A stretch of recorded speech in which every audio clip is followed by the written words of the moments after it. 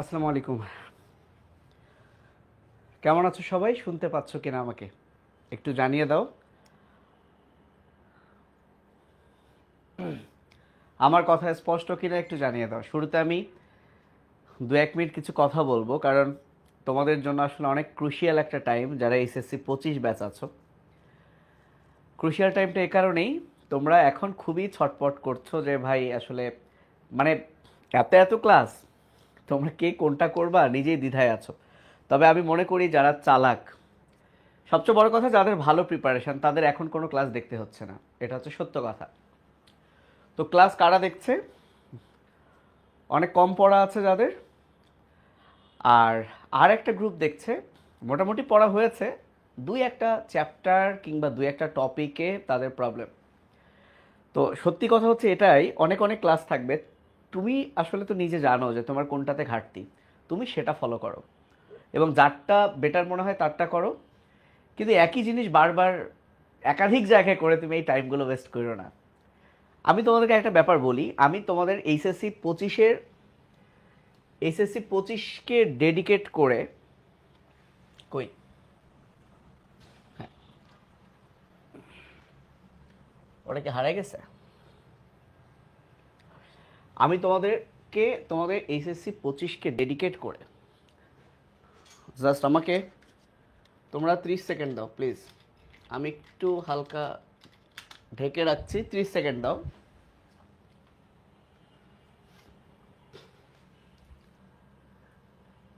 Wait, 30 second. দেখো 30 second হয়েছে কিনা।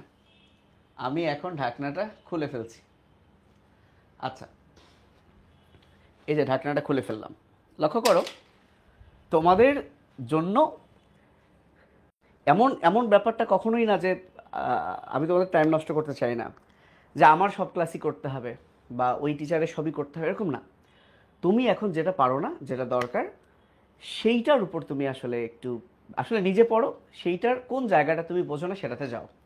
এখন অনেকেই ওয়ান শট, মানে এই যে 10 মিনিট 20 মিনিটের মধ্যে তো একটা চ্যাপ্টার আসলে আমি পড়ালে ওই জাস্ট রিডিং দেওয়াই হবে।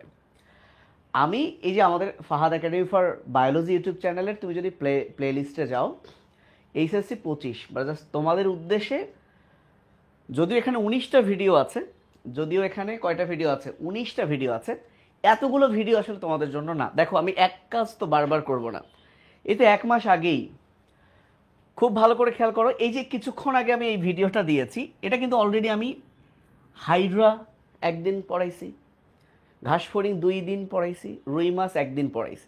আর তোমরা না খুঁজে পাচ্ছ না। বিলিভ করো, আমি যেভাবে পড়াইছি, যদি কেউ আসলে ক্লাসটা করে থাকো, সত্যি বলছি, তুমি নিজে কিন্তু ফিল করবা যে হ্যাঁ মানে এনাফ, আমার প্রস্তুতি হয়ে গেছে। অ্যান্ড সেটা যাতে তোমরা একসাথে খুঁজে পাও, আমি আজকে আবার আপলোড করছি, কারণ মানুষজন কয়েকদিন আগের হলেই মনে করে এটা পুরাতন হয়ে গেছে। আরে বাবা, পড়া তো একই, তাই না? একই তো পড়। তুমি এই হাইড্রা তোমার টিচারের কাছে 1-1.5 বছর আগে পড়েছ, তোরা কি চেঞ্জ হয়ে গেছে নাকি? ওই পড়াই তো। Okay fine. এখন লক্ষ্য করো, তোফায়েল এবং আমি মিলে চিত্রের উপর একটা মাস্টার ক্লাস নিয়েছি, চিত্রের উপর। মানে কারো চিত্রে সমস্যা থাকলে আমার তো বিশ্বাস যে এই ক্লাসটা দেখলেও কি এনাফ। এখন দেখো তোমরা এই যে ভাইয়া সিকিউ কই, আজকে আমি বললাম যে আমি ক্লাস নিব এমসিকিউ, ভাইয়া সিকিউ নেবেন না। খেয়াল করো, আমি বলে দিচ্ছি আজকের পর জুওলজি পড়বা না প্লিজ। জুওলজি যা পড়ার আজকে সারা রাত ধরে পড়ো, কালকে ঘুম থেকে উঠে বোটানি শুরু করবা, এবং ইনশাআল্লাহ ইনশাআল্লাহ কালকে থেকে আমি তোমাদের বোটানির সঙ্গী হিসেবে থাকব। আমি কালকেই অণুজীব নিয়ে কথা বলবো। আমি লাইভে হয়তো বা কথা বলবো না, কারণ এখন লাইভ করার আসলে সময় তোমারও নাই। কেন বললাম? কারণ আজকে আমি বেশি সময় থাকবো না। লাইভ কেন করবো না জানো? কারণ লাইভ করলে হয় কি, তোমার আজকের হয়তো বা লাস্টের টপিকটা বোঝো না, কিন্তু সেইটার জন্য তোমার এখন এই পুরো টাইমটা, আমি 1 ঘন্টা থাকলে তুমি 1 ঘন্টা নষ্ট করবা। এই জন্য আমি আপলোড করবো ইউটিউবে, তোমার যে জায়গায় প্রবলেম তুমি টেনে টুনে ওখানে গিয়ে দেখবা, এটাই তোমার কাজ কিন্তু। আচ্ছা আমি যেটা বলছি ভাইয়া দেখো, আমি এইখানে লিখে দিয়েছি অনেক বেশি রিসার্চ করেই 29 মিনিটে আমি বলেছি যে 5টা প্রশ্ন পড়লেই উদ্ভিদ বিজ্ঞান সব কভার। যদিও 5টা প্রশ্ন, তো তোমরা জানো একটা সৃজনশীলই তো গ ঘ থাকে, তো আসলে এখানে 5টা প্রশ্ন বলতে 5টা টপিক বলা আছে। তোমরা যদি এই ভিডিওটা দেখো, তোমার তো কাল থেকে উদ্ভিদ বিজ্ঞান, আমি তোমাদের 7টা চ্যাপ্টারের কোন 5টা পড়লে কোন টপিকগুলো পড়লে তুমি কমন পাবাই পাবা আমি কিন্তু দিয়ে দিয়েছি, এবং এর মধ্যে একটা অধ্যায়ের কিভাবে লিখলে তুমি অনেক ভালো মার্কস পাবা সেটাও দিয়েছি। এবং তখন অনেকেই তোমরা কমেন্ট করেছো ভাইয়া বাকি সাজেশনগুলোর কিভাবে লিখতে হবে জানান। তাহলে আমি তো অলরেডি সিকিউ সাজেশন দিয়েই দিছি ভাই, এর বাইরে পড়বা না। এখন তুমি বলতে পারো যে কিভাবে লিখলে মার্কস পাবো সেটার ভিডিও করব। তো তোমরা ফলো করো, তোমরা যারা আজকে আসছো আমার ক্লাস করছো, তোমরা দয়া করে এই প্লেলিস্টে গিয়ে দেখো, তোমার যদি ভালো লাগে কন্টিনিউ করো, নাহলে করো না। কিন্তু আমি কিন্তু প্রাণী বিজ্ঞানেরও সিকিউ সাজেশন দিয়েছি, দেখো পিডিএফ আছে। আমি উদ্ভিদ বিজ্ঞানেরও সাজেশন দিয়েছি, পিডিএফ আছে। ইভেন প্রচ্ছেদন, খনিজ লবণ শোষণ, এগুলোর পার্ট করে আমি ক্লাস নিয়েছি। আজকে আমি কি করব, আমি আজকে যে কাজটা করব, আমি প্রাণীবিজ্ঞান 2য় অধ্যায়ের এমসিকিউ চমৎকার করে আমার মতো করে আমি পড়াইছি ভাই। ওইটার আমি রিপিট ক্লাস নিব না। তোমার দরকার থাকলে তুমি টেনে করো, ঘাসফড়িংয়ের প্রবলেম ঘাসফড়িংয়ে টেনে করো। আজকে আমি জুওলজি ফার্স্ট চ্যাপ্টার, এটার কিন্তু সিকিউ নিয়েছি। আমি জুওলজির ফার্স্ট চ্যাপ্টারে কিন্তু আলাদা সিকিউ ক্লাস নিয়েছি। তোমরা নিশ্চয়ই জানো, তোমরা অবশ্যই জানো। কই সেটা আছে হয়তো বা কোথাও, ভুলে গেছি। এই যে প্রাণীর বিভিন্নতা শ্রেণীবিন্যাসের 40 মিনিটে আমি কিন্তু দেখো সিকিউ ক্লাস নিয়েছি। তো এই সিকিউ আর এমসিকিউ তো আলাদা কিছু না। ওই সিকিউয়ে আমি মলাস্কায় যে সকল ট্রিক দিয়েছি, তো এমসিকিউ তো একই ট্রিক, পার্থক্য কিন্তু কিছু নাই। বাই দ্য ওয়ে, আমি আর কথা বলবো না, আমি আজকে তোমাদেরকে আরেকটা শিট দিব এবং এক এক করে তোমাদের একদম মেজর যে ভুলগুলা তোমরা করবা সেটা দেখাচ্ছি। আমার পেছনে যে লেকচার শিটটা তোমরা দেখতে পাচ্ছ, শুরু হলো, যারা এখন আসছো শুরু হলো। আমি কিন্তু সিকিউ পড়ানোর সময় সুন্দর করে এই ছকটা পড়াইছি। তাহলে এমসিকিউ পড়ার সময় আবার তো একই কথাই আসবে, কিন্তু আমি টাইম ওয়েস্ট করব না। তোমাদের নিশ্চয়ই মনে আছে যারা আমার এই ক্লাসটা করেছো, আমি করডাটা নিয়ে কোনো কথা বলিনি। তাহলে আজকে আমি করডাটা নিয়ে কথা বলবো, তাহলে স্টুডেন্টদের উপকার হবে। এবং তুমি কোন কোন জায়গায় ভুল করতে পারো তোমাকে প্যাটার্ন ধরাই দিব। তাহলে এখন তুমি যদি মনে করো ভাই এগুলো কেন বলছেন না, আমার সিকিউ ক্লাসটা দেখো, তোমার এই চ্যাপ্টার নখদর্পণে চলে আসবে ইনশাআল্লাহ। তো আমরা এই ছকটা দিয়ে খুব সুন্দর করে অনেক কিছু মনে রাখাইছিলাম। এই যে কিভাবে সিকিউ আসে। আজকে আমি একটু এমসিকিউতে যাই, যে জিনিসগুলো আমি সিকিউতে আলোচনা করি নাই। আচ্ছা, প্রথম কথা, সিলোম। তোমার কপাল ভালো থাকলে তুমি সিলোম থেকে একটা প্রশ্ন কমন পাবা। তোমরা পরীক্ষার পর আমাকে জানাইও যে ভাইয়া কমন পাইছি, কোনো একটা বোর্ডে তো কমন পাবাই। সংক্ষেপে শুধু একটা কথাই বলি, এই যে 1 থেকে 9টা পর্ব যত নিচে যাবে তত উন্নত, এটা তো আমরা জানি। তাহলে সিলোম মানে হচ্ছে গহ্বর, তো আমাদের আছে, তার মানে উন্নত যারা তাদের এটা আছে, রাইট। তাহলে প্রথম 3টা মেজর পর্বের সিলোম নাই, পরেরটার ভুয়া, বাকি সবার ইউসিলোমেট। এগুলো কিন্তু পড়াইছি আমি। এখন আজকে এমসিকিউ এর জন্য এক্সট্রা যেটা তোমাকে মনে রাখতে হবে, এই যে আমরা পড়ছিলাম প্রথম 3টা সিলোম নাই, মানে এরা অ্যাসিলোমেট। 4 নাম্বারটা অর্থাৎ এর পরেরটা হচ্ছে ভুয়া, মারাত্মক ইম্পর্টেন্ট, নেমাটোড হচ্ছে ভুয়া সিলোমেট। আর বাকি যারা আছে 5 থেকে 9 এরা হচ্ছে ইউসিলোমেট। তো এগুলো তো হচ্ছে মেজর পর্বের এক্সাম্পল ছিল। সো পরীক্ষায় কিন্তু মেজর পর্বই দেয়, মাইনর পর্ব বোর্ড পরীক্ষায় কখনো আসে নাই। তারপরেও জেনে রাখো যার নামে করডাটা আছে সেটা অবশ্যই উন্নত হবে, ইউসিলোমেট।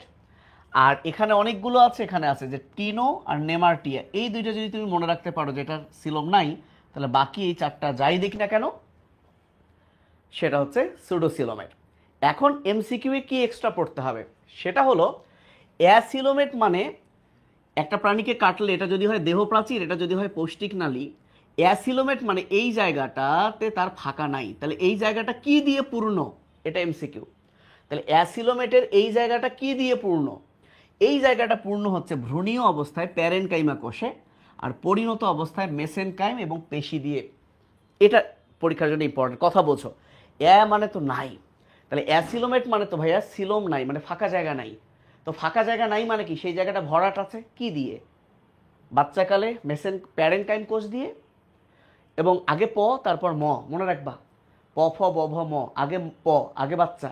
তাহলে ভ্রূণীয় অবস্থায় এটা প্যারেনকাইমা কোষে পূর্ণ, আর পরিণত অবস্থায় এটা মেসেনকাইম কোষে পূর্ণ।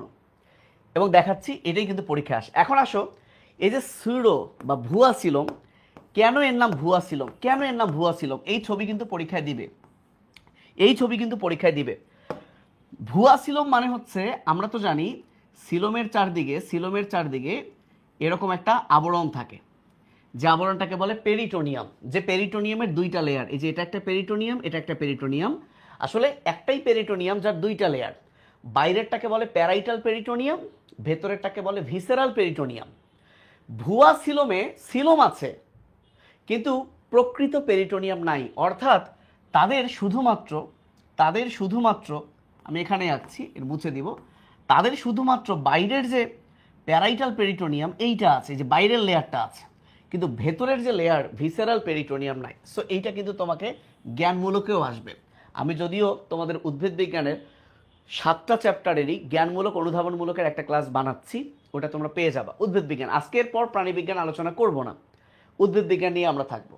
আচ্ছা, তো দেখো সুডোসিলোম মানে কি, সুডোসিলোম ভুয়া কেন বলা হয়, কারণ তার প্রকৃত পেরিটোনিয়াম নাই, কারণ প্যারাইটালটা আছে, বাইরেরটা আছে, ভিতরেরটা নাই। একটু পরেই কাজে লাগবে। এখন আসো, এই যে প্রশ্নগুলো কি এভাবে আসে, প্রশ্নগুলো কিভাবে আসে, অনেকভাবে আসতে পারে। কিভাবে আসতে পারে, সিডোসিলোম দেখা যায় কোন পর্বে, তখন হবে নেমাটোডা। কোন প্রাণীতে, চোখ কৃমি। আবার তার বৈজ্ঞানিক নাম দিয়েও কিন্তু আসতে পারে। আবার এভাবেও আসতে পারে যে নিচের কোন প্রাণীটির ভিসেরাল পেরিটোনিয়াম থাকে না, অনেকভাবে আসতে পারে। তো এই জন্য তোমাকে কি করতে হবে, প্রত্যেকটা পর্বের এক্সাম্পল মনে রাখা লাগবে। সবই কিন্তু আমি শেখাইছি কার এক্সাম্পল কি, তারপরেও আমি আজকে এটা নিয়ে একটু কথা বলবো। এবার আসো, তাহলে ইউসিলোমেট মানে কি, ভালো সিলোম, অর্থাৎ তার প্যারাইটাল ভিসেরাল দুই পেরিটোনিয়ামে আছে। একটা প্রশ্ন দেখো, এই যে একটা প্রশ্ন, এটা বোর্ড পরীক্ষারই প্রশ্ন, 16 সালে বরিশাল বোর্ডে আসছিল। লক্ষ্য করো এখানে, এই যে দেখো এই জায়গায় দিয়েছে এ, দেখো এটা বাইরে এপিডার্মিস, এটা গ্যাস্ট্রোডার্মিস, এটা পৌষ্টিক নালী। লক্ষ্য করো এপিডার্মিস আছে, গ্যাস্ট্রোডার্মিস আছে, কিন্তু কোনো পেরিটোনিয়াম কি দিয়েছে? পেরিটোনিয়াম কিন্তু দেয় নাই। পেরিটোনিয়াম দিলে এখানে আরও একটা এরকম লেয়ার থাকতো, ভাইয়া পেরিটোনিয়াম নাই। এখন বলছে এ কি, ভাইয়া ম্যাক্সিমাম স্টুডেন্ট ভাববে আরে এটা তো ফাঁকা। ছবি দেখো, এটা বোর্ড পরীক্ষার ছবি কিন্তু প্রশ্নের, এ কি, এ তো ফাঁকা। তাহলে সে কিন্তু সিলোম দিবে, তো দেখবে আল্লাহ সিলোম তো নাই, সিলোম তো নাই। তখন ভাববে আছে হিমোসিল, সিল তো আছে, তাহলে এটা মনে হয় হিমোসিল। কিন্তু লক্ষ্য করো এখানে যেহেতু কোনো পেরিটোনিয়াম দেয় নাই, দেখো এখানে একটা দাগ থাকলে উত্তর হইতো, এটা যদি বলতো এটা এ কি, তাহলে উত্তর হইতো প্যারাইটাল পেরিটোনিয়াম। আবার এখানে যদি আলাদা একটা কি দাগ বলতে, যদি পর্দা থাকতো এবং বলতো বি কি, তাহলে আমরা বলতাম এটা ভিসেরাল পেরিটোনিয়াম। এইবার যদি মাঝখানে বলতো সি কি, তাহলে উত্তর হতো সিলোম। কিন্তু যেহেতু পেরিটোনিয়াম নাই, পেরিটোনিয়াম কখন থাকবে, যখন সিলোম থাকবে। তো পেরিটোনিয়ামই নাই, তার মানে এই জায়গাটা ফাঁকা না, এই জায়গাটা পূরণ, এই জায়গাটা পূরণ। কি দিয়ে পূরণ, ওই যে বললাম হয় প্যারেনকাইম না হয় মেসেনকাইম। তো এখানে তো মেসেনকাইম নাই, তাহলে উত্তর কি ভাইয়া, প্যারেনকাইমা। তো এই জায়গায়, এই চ্যাপ্টারের এই জায়গাগুলো যদি তোমার একটু কনসেপ্ট না থাকে, তুমি আসলে পারবা না। এই লাস্ট মোমেন্টে যে শর্টকাট ওয়ান শট পারবা না, তোমাকে কিন্তু একটু সময় নিয়ে পড়তে হবে। হ্যাঁ, এটা কার উপকার হবে, আগে থেকে পড়ছে, এই ভুলটা সে শুধরায় নিল। তো সিলোম থেকে কিন্তু এইভাবে প্রশ্ন আসে। আচ্ছা, সিলোমের পরে আমরা আরেকটা টপিকে যাই, প্রতিসাম্যতা। 5 প্রকার, প্রতিসাম্যতা 5, আর্নেস্ট হেকেল সর্বপ্রথম ধারণা দেন। এই প্রতিসাম্যতার এক্সাম্পলগুলাও মনে রাখার কিন্তু আমরা ট্রিক সিকিউতে দিয়েছি। ওকে, এবং আমি যদি একটু সংক্ষেপে বলি, অরীয় হচ্ছে 28 আর অপ্রতিসম হচ্ছে 15। আমরা কিন্তু কোনটা কয় নাম্বার পর্ব মনে রাখার বুদ্ধি শেখাইছি। তাহলে 15 মানে 1 নাম্বার আর 5 নাম্বার পর্ব হচ্ছে অপ্রতিসম। এখানে কিছু টুইস্ট আছে, একটু খেয়াল করো, এখান থেকে আসবেই প্রশ্ন। আমি বলতেছি প্রত্যেকটা বোর্ডে এই চ্যাপ্টারের, মানে এই প্রথম অধ্যায়ের, তুমি দেখবা 2-3টা বোর্ডে হয় সিলোম না হয় প্রতিসাম্যতা আসছেই। তুমি পরীক্ষা দেওয়ার পর আমাকে মানে মেনশন করবা। তো লক্ষ্য করো, মেজর যে 9টা পর্ব, ভাইয়া মেজর যে 9টা পর্ব, এই 9টা পর্বের মধ্যে 1, 2, 4 অর্থাৎ দ্বিপার্শ্বীয়, অরীয় এবং অপ্রতিসাম্যতা দেখা যায়। 1 মানে পরিফেরা, 5 মানে মলাস্কা। এই পরিফেরা আর মলাস্কা হচ্ছে অপ্রতিসম। তবে মলাস্কার কারা অপ্রতিসম, মলাস্কার মধ্যে শামুক, এই যে পিলা গ্লোবোসা শামুক, অর্থাৎ এই শামুকের শ্রেণীর নাম গ্যাস্ট্রোপোডা, এইটা হচ্ছে অপ্রতিসম। বাকি সবাই কিন্তু দ্বিপার্শ্বীয় প্রতিসম, এগুলো কিন্তু আগে শেখাইছি। অরীয় প্রতিসম হচ্ছে নিডারিয়া এবং একাইনোডার্মাটা। কিন্তু একাইনোডার্মাটার আবার এই যে 8 নাম্বার, একাইনোডার্মাটার আবার বাচ্চা লার্ভা সে আবার দ্বিপার্শ্বীয় প্রতিসম। তাহলে তুমি যদি মনে রাখো অপ্রতিসম হচ্ছে 1 5, 5-এর শামুক, অরীয় হচ্ছে 2 8, 8-এর হচ্ছে পূর্ণাঙ্গ, বাকি সব দ্বিপার্শ্বীয়। অর্থাৎ এই যে 1 2 এর পর 3 4 5 6 7 8 9 সবাই কিন্তু দ্বিপার্শ্বীয়। তাহলে দুইটা পর্ব আছে যেখানে দুই ধরনের প্রতিসাম্যতা দেখা যায়, একটা হলো 5, একটা হলো 8। 5 নাম্বার পর্ব মলাস্কা, এরা দ্বিপার্শ্বীয় এক্সেপ্ট শামুক মানে গ্যাস্ট্রোপোডা শ্রেণী। 8 নাম্বারের বাচ্চাটা দ্বিপার্শ্বীয়, লার্ভাটা, পূর্ণাঙ্গটা পঞ্চ অরীয় প্রতিসম। তাহলে কোন দুইটা পর্বে ডাবল প্রতিসাম্যতা দেখা যায়? 5 আর 8। এবার এখান থেকে টুইস্ট দেখো, আমি কিন্তু প্রতিসাম্যতা মনে রাখার ট্রিক দিয়েছি, একটু হালকা আলোচনা করলাম, এখান থেকে টুইস্ট দেখো। আচ্ছা, কোথায় টুইস্টটা গেল? টুইস্টটা কি আছে না, এখানে তো ডিরেক্ট ছবি দিয়ে দিয়েছে। কিউ হচ্ছে অরীয় প্রতিসম, অরীয় মানে তো জানো একাধিকবার কাটা যায়। একটা টুইস্ট দেখাচ্ছি, আল্লাহ এটা দেখাইতে না পারলে তো সর্বনাশ হয়ে যাবে। এই যে এইখানে দেখো, দিনাজপুর বোর্ড 21 সালে আসছিল, টুইস্ট দেখো, তোমাদেরকে এখন এই টুইস্টগুলো দেখাই। দেখো এই ছবিটা যে শামুকের, এটা তোমরা সবাই জানো। তাহলে উল্লিখিত প্রাণীটির পর্বের নাম কি? এটা যেহেতু শামুক, তাহলে শামুকের পর্বের নাম হচ্ছে মলাস্কা। এটা সহজ জিনিস। এইবার দেখো প্রশ্ন কি বলেছে, উল্লিখিত পর্বের বৈশিষ্ট্য। আচ্ছা, এটার আনসার করো তো, এই 156 নাম্বার প্রশ্নের আনসার করো সবাই, বলো 156 আনসার করো, দেখি কি হবে, সবাই কমেন্ট করো। 156 আনসার করো।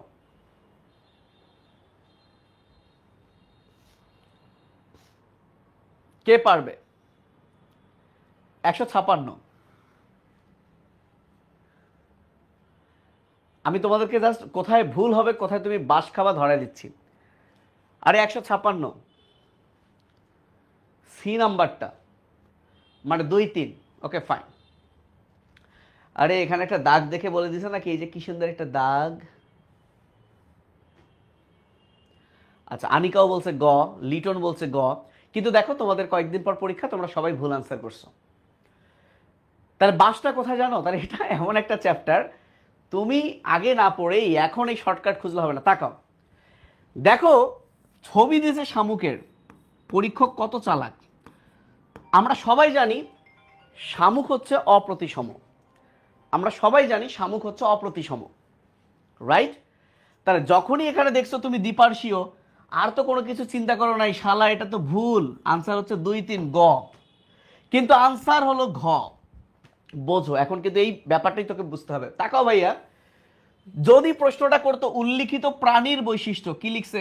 উল্লিখিত পর্বের বৈশিষ্ট্য, ভালো করে বোঝো। যদি প্রশ্নটা হইতো উল্লিখিত প্রাণীর বৈশিষ্ট্য, প্রাণীটা শামুক, তাহলে সেইটা অপ্রতিসম হইতো, সেইটা অপ্রতিসম হইতো। কিন্তু প্রাণীটা কি? শামুক। প্রাণীর কথা তো বলে নাই, বলছে পর্বের কথা। মলাস্কা পর্বের সবাই দ্বিপার্শ্বীয় এক্সেপ্ট গ্যাস্ট্রোপোডা, যার মধ্যে শামুক আছে। তাহলে এখানে আনসার কিন্তু তিনটাই ভাইয়া। মলাস্কার একটা উল্লেখযোগ্য বৈশিষ্ট্য, এটা দ্বিপার্শ্বীয় প্রতিসম, ব্যতিক্রম গ্যাস্ট্রোপোডা। কথা কি বুঝতে পারছো লিটন? গেছো? তাহলে এই যে জায়গাগুলোতে তোমরা ঝামেলা করবা। এইবার দেখো আরেকটা জিনিস আমি বলি, আরেকটা জিনিস বলি। এইবার দেখো টুইস্টটা দেখো, ওয়েট করো, একটু ধৈর্য ধরো। আচ্ছা, স্টারফিশ মানে তারা মাছ, জানো তারা মাছ একাইনোডার্মাটা। আর হাঙ্গর, হাঙ্গর হচ্ছে কন্ড্রিকথিস, তরুণাস্থিযুক্ত মাছ। প্রশ্ন কিভাবে আসে?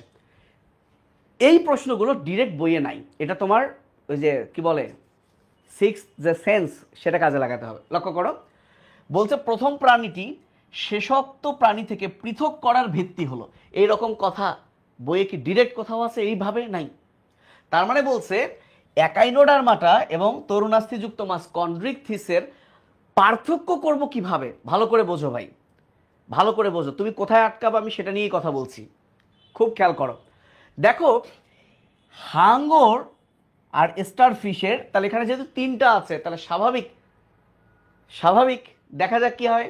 অন্তকঙ্কাল, এটা দিয়ে পার্থক্য করতে পারবো, কারণ হাঙ্গরের অন্তকঙ্কাল তরুণাস্থি, আর একাইনোডার্মাটার অন্তকঙ্কাল হচ্ছে ক্যালকেরিয়াস প্লেট। যদি তুমি পড়ে থাকো, যদি জেনে থাকো, ক্যালকেরিয়াস প্লেট বা অন্তকঙ্কালিক প্লেট, তাহলে এটা দিয়ে আমি আলাদা করতে পারবো।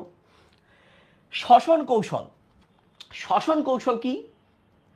হাঙ্গরের ফুলকারন্ধ্র কিন্তু আছে 5 থেকে 7 জোড়া ফুলকারন্ধ্র আছে, কিন্তু তারা মাছের তারা শ্বাস নেয় কি দিয়ে?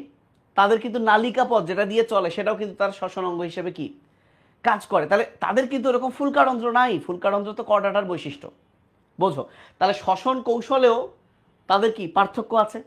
কিন্তু দেখো আবাসস্থল আমরা জানি তরুণাস্থিযুক্ত মাছ হাঙ্গর এরা সামুদ্রিক, আবার একাইনোডার্মাটা সবাই সামুদ্রিক। তাহলে আবাসস্থল দিয়ে তুমি কিন্তু এই দুইটাকে পার্থক্য করতে পারবা না, বিকজ দুটোই সামুদ্রিক। তাহলে এখানে আনসার হবে 1 এবং 2। এগুলোকে বলে একটু ঘুরায় পেঁচানো প্রশ্ন, ডিরেক্ট নাই। এই ব্যাপারগুলো তুমি সতর্ক হও। এইবার দেখো একটা মারাত্মক মজা, এই যে রাজশাহী বোর্ডে 21 সালে ঢাকা বোর্ডেও আসছিল, একই প্রশ্ন 2বার আসছিল। দেখো কি রকম বাস দিয়েছে, কি রকম বাস দিয়েছে তুমি দেখো, বাসগুলো দেখো। এই ছবিটা খেয়াল রাখো, এটা হচ্ছে কি কৃমি বলো? ফিতা কৃমি না যকৃত কৃমি বলো? আচ্ছা, তো দেখো বাসটা দিয়েছে হচ্ছে 137 নাম্বারে, এটা প্লাটিহেলমিনথিস পর্বে কৃমি, রাইট? প্রশ্নটা দেখো, উদ্দীপকে উল্লিখিত প্রাণীটির ক্ষেত্রে, ভাই একটু আগে একটা প্রশ্ন দেখাইছি যেখানে বলা ছিল পর্বের ক্ষেত্রে, এবার বলছে প্রাণীর ক্ষেত্রে। তাহলে এইবার দেখো এখানে কি খাটাইছে দেখো। প্রথম কথা, যেহেতু এটা প্লাটিহেলমিনথিস, তো প্লাটিহেলমিনথিস 3 নাম্বার পর্ব, তাহলে প্রথম 3টা অ্যাসিলোমেট, তাহলে এটা রাইট। প্লাটিহেলমিনথিস থেকে যদি কেউ দুনিয়ায় কিচ্ছু না পড়ে, একটা প্রশ্ন পড়ে, সেটা হচ্ছে প্লাটিহেলমিনথিসের রেচন অঙ্গের নাম কি? শিখাকোষ, এটাও রাইট। এখন ঝামেলা হলো মুক্তজীবী পরজীবীর বিষয়টা। তুমি যদি প্লাটিহেলমিনথিসের বৈশিষ্ট্য পড়ে থাকো, আমি সিকিউতে কিন্তু মনে রাখার বুদ্ধি দিয়েছি এবং পড়াইছি, এখন কথাই বলবো না ওটা নিয়ে। প্লাটিহেলমিনথিসের একটা বৈশিষ্ট্য হলো এরা অধিকাংশই পরজীবী, কিছু মুক্তজীবী। ভালো করে বোঝো, এরা অধিকাংশই পরজীবী, কিছু মুক্তজীবী। তার মানে প্লাটিহেলমিনথিস পরজীবী মুক্তজীবী দুটোই। তাহলে মুক্তজীবী সঠিক, কিন্তু ভাই এখানে তো বলে নাই যে পর্বের ক্ষেত্রে প্রযোজ্য, বলছে প্রাণীটির ক্ষেত্রে প্রযোজ্য। এই প্রাণীটি তো অন্তত মুক্তজীবী না, এই প্রাণীটি তো পরজীবী, এই জন্য কিন্তু এখানে মুক্তজীবী হবে না, আনসার হবে কিন্তু 1 এবং 2। তাহলে তোমার এই বাসগুলো একটু খেয়াল রাখতে হবে, এবং যদি তুমি এটা খেয়াল রাখতে পারো আমার বিশ্বাস তোমার আর কোনো ঝামেলা হবে না। তো চলো, আমি আমার সিকিউয়ে করডাটা পড়াই নাই, আমি তোমাদেরকে এখন করডাটাটা নিয়ে আলোচনা করি।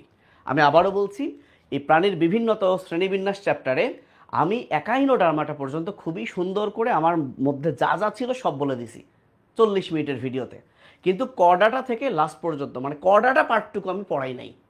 আমি এখন করডাটা নিয়ে পড়া শুরু করলাম, বিসমিল্লাহ। করডাটা পর্বের 3টা উপপর্ব আছে, ইউরোকর্ডাটা, সেফালোকর্ডাটা, ভার্টিব্রাটা, সবাই জানো। কমন সেন্স কি বলে? যত নিচে তত উন্নত। তার মানে সবচেয়ে খারাপ হলো ইউরোকর্ডাটা, তার চেয়ে ভালো সেফালোকর্ডাটা, আরও ভালো ভার্টিব্রাটা, বরং সবচেয়ে ভালো ভার্টিব্রাটা, রাইট? এতটুকু ক্লিয়ার। এখন ইউরোকর্ডাটা কেন সবচেয়ে খারাপ চিন্তা করো। ইউরোকর্ডাটা, ইউরো মানে লেজ, রিমেম্বার ইউরো মানে লেজ। এই শালাদের নটোকর্ড শুধুমাত্র লেজেই থাকে। যখন ওরা বাচ্চা থাকে তখন নটোকর্ড, নার্ভ কর্ড মানে এগুলো শুধুই লেজে থাকে, তাই এদের নাম ইউরোকর্ডাটা। দেখো পুরো শরীর জুড়ে মাথা থেকে লেজ পর্যন্ত এদের নটোকর্ড নাই, যেহেতু সে খারাপ। আরও দুঃখের বিষয় হলো যখন এরা পরিণত হয় তার লেজ নটোকর্ড সে হারায় ফেলে, সর্বনাশ। তার মানে বাচ্চাকালে সে উন্নত ছিল কারণ তার নটোকর্ড ছিল, কিন্তু বড় হওয়ার সাথে সাথে তার নটোকর্ড হারায় ফেলছে, মানে অনুন্নত হয়ে গেছে। এই যে যত পরিণত হবে মানুষ বলো অন্যান্য জীব বলো তত উন্নত হয়, কিন্তু এরা হয়ে গেছে অনুন্নত। তাহলে এদের রূপান্তরটা একটু বিপরীত ঘটছে, এজন্য এই ব্যাপারটাকে বলে প্রতীপ রূপান্তর। তাহলে ইউরোকর্ডাটার আমরা 5টা কথা মনে রাখবো। এক হলো প্রতীপ রূপান্তর ঘটে। প্রতীপ রূপান্তর মানে এই যে পরিণত অবস্থায় নটোকর্ড হারায়, ফলে লার্ভা অবস্থায় তারা চলতে পারতো, কিন্তু লেজ নটোকর্ড যেহেতু হারায় যায় পরিণত অবস্থায় তারা কিন্তু চলতে পারে না। এই যে রূপান্তর, উন্নত বৈশিষ্ট্য হারিয়ে অনুন্নত হলো, এটাকে বলে প্রতীপ রূপান্তর। তার মানে এর উল্টা ব্যাপার আছে। এবং আরেকটা উল্টা ব্যাপার কি দেখো, সেটা হলো রিভার্স মানেও কি উল্টা। তো যারা ইউরোকর্ডাটা এদের বেলায় রক্ত সংবহন মুক্ত, অর্থাৎ এদের হার্ট থেকে হার্ট থেকে যখন রক্ত বের হয়, এই রক্ত বের হয়ে এই গহ্বরে আসে এবং এইভাবে মুভ করার পর এই রক্ত যে পথে গেল সেই পথে আবার রিভার্স করে। সো এই ব্যাপারটাকে বলে রিভার্স পেরিস্টালসিস। তোমরা সবাই এই পেরিস্টালসিস কথাটা পরিপাক নালীতে শুনেছো, যে খাবার খাওয়ার পর খাদ্যনালী দিয়ে যখন অতিক্রম করে এটাকে বলে পেরিস্টালসিস। বাট জেনে রাখো, পেরিস্টালসিস যে শুধুমাত্র পরিপাক নালীতে হবে তা নয়। যে কোনো নালীর মধ্য দিয়ে কোনো বস্তুর চলাচল, ওই নালীর প্রাচীরে যদি পেশি থাকে ওই পেশির সংকোচন প্রসারণে ওর মধ্য দিয়ে চলাচলকেই বলে পেরিস্টালসিস। তাহলে রিভার্স পেরিস্টালসিস কার দেখা যায়? উত্তর ইউরোকর্ডাটা। কোথায় দেখা যায়? সবাই কিন্তু পরিপাকতন্ত্র দিবে, যারা একটু ভালো করে খেয়াল করবেন। এটা হৃদচক্রে দেখা যায়, এটা হৃদচক্রে দেখা যায়।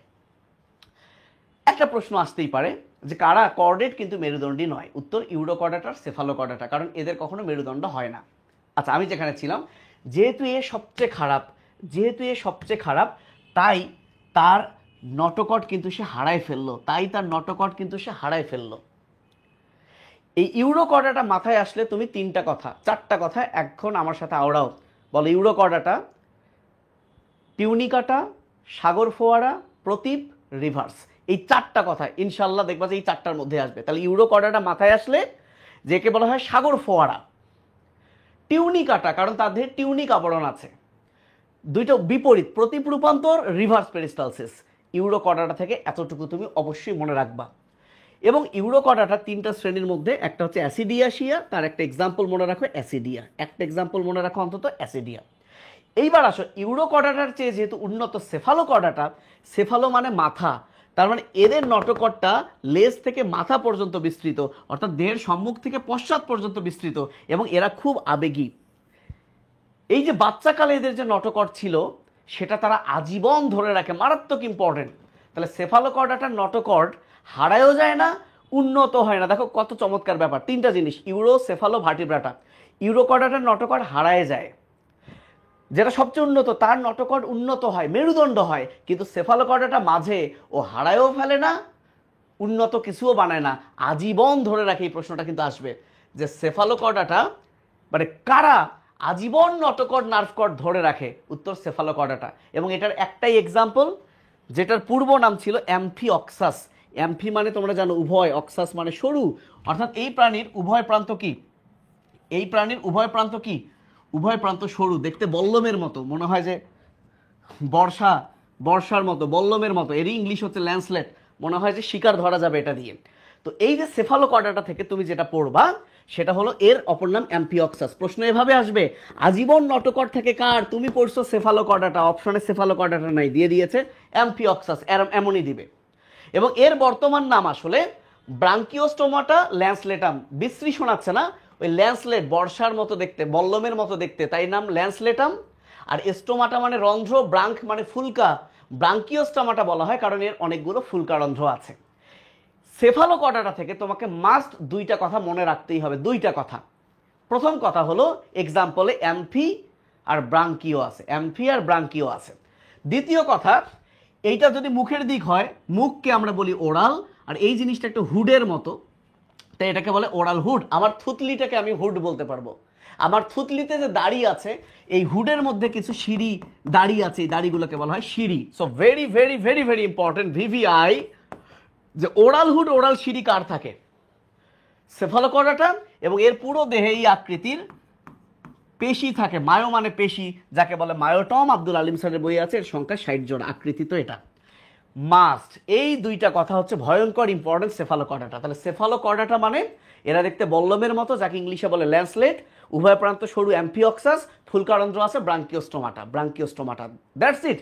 এবং আজীবন থাকবে সামনে ওরাল হুড, তাতে ওরাল সিঁড়ি, ওরাল হুড, ওর মধ্যে দাড়ির মতো যেগুলো ওরাল সিঁড়ি থাকে, আর এই আকৃতির মায়োটম থাকে। কয় জোড়া? 60 জোড়া। সেফালোকর্ডাটা শেষ। আসল পড়া তো হলো ভার্টিব্রাটা, যেখান থেকে ম্যাক্সিমাম প্রশ্ন বোর্ড পরীক্ষা আসছে, শেষ হয়ে যাবে। লক্ষ্য করো, ভার্টিব্রাটা, এদের যেহেতু মাথার খুলি আছে, এদেরকে আমরা ক্রেনিয়াটাও বলি। এবং এই ভার্টিব্রাটার দুইটা অধিশ্রেণী, মানে নাই, ন্যাথা মানে চোয়াল। যাদের চোয়াল নাই তাদেরকে বলে একনাথা। এই চোয়াল নাই যাদের, তার মধ্যে দুইটা আছে শ্রেণী, একটা এম দিয়ে একটা পি দিয়ে। মনে রাখবা, যেটা এম দিয়ে তার বৈশিষ্ট্যগুলো একটু মানুষের মতো। বিশ্বাস করো, তুমি যদি এতটুকু মনে রাখতে পারো যে একনাথার মধ্যে যে দুইটা আছে M R P, M R P, M দিয়ে যে তার বৈশিষ্ট্য মানুষের মতো, তোমাকে আর পড়াই লাগবে না। লক্ষ্য করো তো, দুটোই আসলে মাস, দুটোই আসলে মাস। তুমি বলো তো, পরীক্ষায় যদি বলে পৃষ্ঠীয় পাখনা কার নাই, তুমি মানুষের কথা ভাবো, মানুষের পিঠে কি পাখনা আছে? নাই। তো যেহেতু মানুষের পিঠে পাখনা নাই, তাহলে মিক্সিনেরও পিঠে পাখনা নাই। ক্লিয়ার? ক্লিয়ার? এইবার যদি বলে এই দুইটার মধ্যে কার লার্ভা দশা নাই, কার লার্ভা দশা নাই, যদি পরীক্ষার প্রশ্ন আসে তুমি বলো মানুষের বাচ্চাকে কি লার্ভা বলে? না। তাহলে মানুষের যেহেতু লার্ভা দশা নাই, তাহলে এরও লার্ভা দশা নাই। এবার খেয়াল করো, তোমার নাকে ঝোল আছে, তুমি টান মারলা, ঝোলটা কিন্তু মুখে চলে যাবে, ঝোলটা কিন্তু মুখে চলে যাবে। তার মানে কি তোমার নাসিকাথলি মুখ বিবরে উন্মুক্ত, তোমার নাকের সাথে মুখের কানেকশন আছে। তাহলে যদি বলে কার নাকের সাথে মুখের কানেকশন আছে, মানুষের আছে, তাহলে মিক্সিনেরও আছে। মিক্সিনিকে একটু মানুষের সাথে মিল করে পড়বা, এই যে নাসিকাথলি মুখ বিবরে উন্মুক্ত। এইবার দেখো লেখা আছে কার মুখে, এই যে এরা দেখতে এরকম, কার মুখে চোষক আছে আর কার মুখে দাড়ি মোছ আছে। যেহেতু মানুষের মুখে দাড়ি মোছ আছে, এই দাড়ি মোছ গুলোই হলো কর্ষিকা। কয় জোড়া আছে? 4 জোড়া। তাহলে যদি বলে কার মুখে 4 জোড়া কর্ষিকা আছে, এই দাড়ি মোছ আছে মানুষের, মিক্সিনির। কিন্তু এদের নামই হলো পেট্রোমাইজন টুটা, পেট্রো, পিইটিআর মানে পাথর। এরা পাথর চুষে খায় ভাই, ওদের একদম চোষক আছে, ওরা পাথর চুষে খায়, ওদের নামই ল্যাম্প্রে, যারা পাথরে আটকে থাকে এবং ওদের কাজই হলো পাথর চোষণ করা, তাই ওদের মুখে কি আছে? চোষক আছে। এখন কোটি কোটি পার্সেন্ট ইম্পর্টেন্ট, এর লার্ভার নাম অ্যামোসিড। প্রত্যেকটা পর্বের লার্ভা আছে, এই লার্ভাগুলোর নাম মনে রাখার আমি একটা করে টেকনিক দিয়ে দিব, জীবনেও আর লার্ভার নাম ভুল হবে না। তাহলে এই পেট্রোমাইজন টিটার লার্ভার নাম কি? অ্যামোসিড। এইখানে যে লাল কালার দেখছো, এইটা পরীক্ষায় সবচেয়ে বেশি আসে। তাহলে মিক্সিনি এবং পেট্রোমাইজন টিটা, এটা হচ্ছে একনাথার দুইটা শ্রেণী। এর অপর নাম হলো হ্যাগফিশ। এটা আবার এভাবে ভাইব না যে হ্যাগ মানে হাগা, হ্যাঁ মানুষ হাগে তাই এটা মানুষের সাথে মিল আছে, যাই হোক, এটা হচ্ছে হ্যাগফিশ, এটা ল্যাম্প্রে। হ্যাগফিশ ল্যাম্প্রে, আগে হা তারপর লা, আগে এম তারপর পি, হালা হালা হালা হালা। ওকে, আচ্ছা, কোটি কোটি পার্সেন্ট ইম্পর্টেন্ট হচ্ছে এই ফুলকারন্ধ্রের ব্যাপারটা। এর ফুলকারন্ধ্র 5 থেকে 15 জোড়া, পরেরটার হলো 7 জোড়া। 5 থেকে 15 জোড়া, পরেরটার 7 জোড়া। আমি ফুলকারন্ধ্রের একটা সিকোয়েন্স করে দিই তোমাদেরকে। দেখো, কর্ডাটা পর্বের মধ্যে আছে ইউরোকর্ডাটা, সেফালোকর্ডাটা, ভার্টিব্রাটা। ভার্টিব্রাটার মধ্যে আছে একনাথা এবং ন্যাথোস্টোমাটা। একনাথার মধ্যে আছে এম এবং পি, যেটা আমরা একটু আগে পড়লাম, এম এবং পি। আর এই ন্যাথোস্টোমাটার মধ্যে 7টা শ্রেণী আছে। সিরিয়ালটা হলো ক্যাসারাম, সিরিয়ালটা হলো ক্যাসারাম, অর্থাৎ কন্ড্রিকথিস, অ্যাক্টিনোপটেরিজি, সার্কোপটেরিজি। এদের মধ্যে আছে মাছ, অ্যামফিবিয়া, রেপটাইলিয়া, অ্যাভেস, ম্যামালিয়া। এই হচ্ছে কিন্তু কর্ডাটা। মনে রাখবা, যত এই দিকে যাবে ফুলকারন্ধ্র তত কমবে। যেমন ইউরোকর্ডাটার ফুলকারন্ধ্র অসংখ্য, সেফালোকর্ডাটার ফুলকারন্ধ্র অসংখ্য। ভার্টিব্রাটার মধ্যে একনাথার এই যে এম এর ফুলকারন্ধ্র 5 থেকে 15 জোড়া। এর বেলায় আরেকটু কমে গেছে 7 জোড়া। এর বেলায় হয়ে গেছে 5 থেকে 7 জোড়া, এই যে এটার শুরু এটা শেষ, 7 জোড়া। এর বেলায় ফুলকারন্ধ্র 1 জোড়া, এর বেলায় 1 জোড়া, এদের বেলায় ফুলকারন্ধ্র নাই। তাহলে দেখো, যত এদিকে যাচ্ছে ফুলকারন্ধ্র কমছে। একসাথে ফুলকারন্ধ্র পড়ো, তুমি বিশ্বাস করতে পারবে না যে ফুলকারন্ধ্র থেকে কত প্রশ্ন আসছে। ফুলকারন্ধ্র কার বৈশিষ্ট্য? কর্ডাটার বৈশিষ্ট্য, নন কর্ডাটায় তো থাকেই না। তাহলে কর্ডাটার বৈশিষ্ট্য যদি হয় ফুলকারন্ধ্র, তাহলে কর্ডাটার মধ্যে আছে ইউরোসেফালো ভার্টিব্রাটা, ভার্টিব্রাটার মধ্যে আছে একনাথা যার চোয়াল নাই, আর ন্যাথোস্টোমাটা যার চোয়ালও আছে, মুখছিদ্র আছে। একনাথার 2টা শ্রেণী এমপি, এমপি।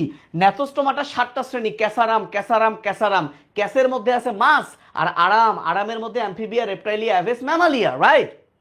কার ফুলকারন্ধ্র কয়টা? তোর তো নাই, আমার কি আছে? নাই তো, এখন নাই। তাহলে দেখো, অসংখ্য ফুলকারন্ধ্র, অসংখ্য। 5 থেকে 15 জোড়া, 7 জোড়া, 5 থেকে 7 জোড়া, 1 জোড়া, 1 জোড়া, নাই নাই নাই নাই। That's it. একসাথে পড়ো, নালে ভাই গোলায় ফেলবা। এখান থেকে কিন্তু একটা প্রশ্ন তুমি কমন পাবা ইনশাল্লাহ কোনো একটা বোর্ডে, ফুলকারন্ধ্রের সংখ্যা। ওকে, এখন খেয়াল করো, এই যে এমপি শেষ, এইবার আসো ন্যাথোস্টোমাটার 7টা শ্রেণী। প্রথম 3টা হলো ক্যাস, CAS, ক্যাস। ক্যাস মানে হলো কন্ড্র মানে তরুণাস্থি, এটা তরুণাস্থিযুক্ত মাছ। আর এই 2টা হলো অস্থিযুক্ত মাছ, তাই এই 2টাকে একসাথে বলে অস্টিকথিস। এটা আলিমসারে লেখা আছে। তাহলে এদের 2 জনারই আছে অস্থি। এখন এদের পার্থক্য কি? অ্যাক্টিন মানে যেহেতু রশ্মি, অ্যাক্টিন মানে যেহেতু রশ্মি, টেরি মানে পাখনা। তোমরা টেরিস উদ্ভিদ পড়ছো মনে হয় না, তোমাদের সিলেবাসে নাই। পাখনা, তাহলে এদের পাখনায় আছে রশ্মি, রে মানে রশ্মি, ফিন মানে পাখনা, আর সার্কো মানে হচ্ছে পেশি। তোমরা পেশির আবরণ পড়ছো, পেশি কোষের আবরণ, সার্কোলেমা।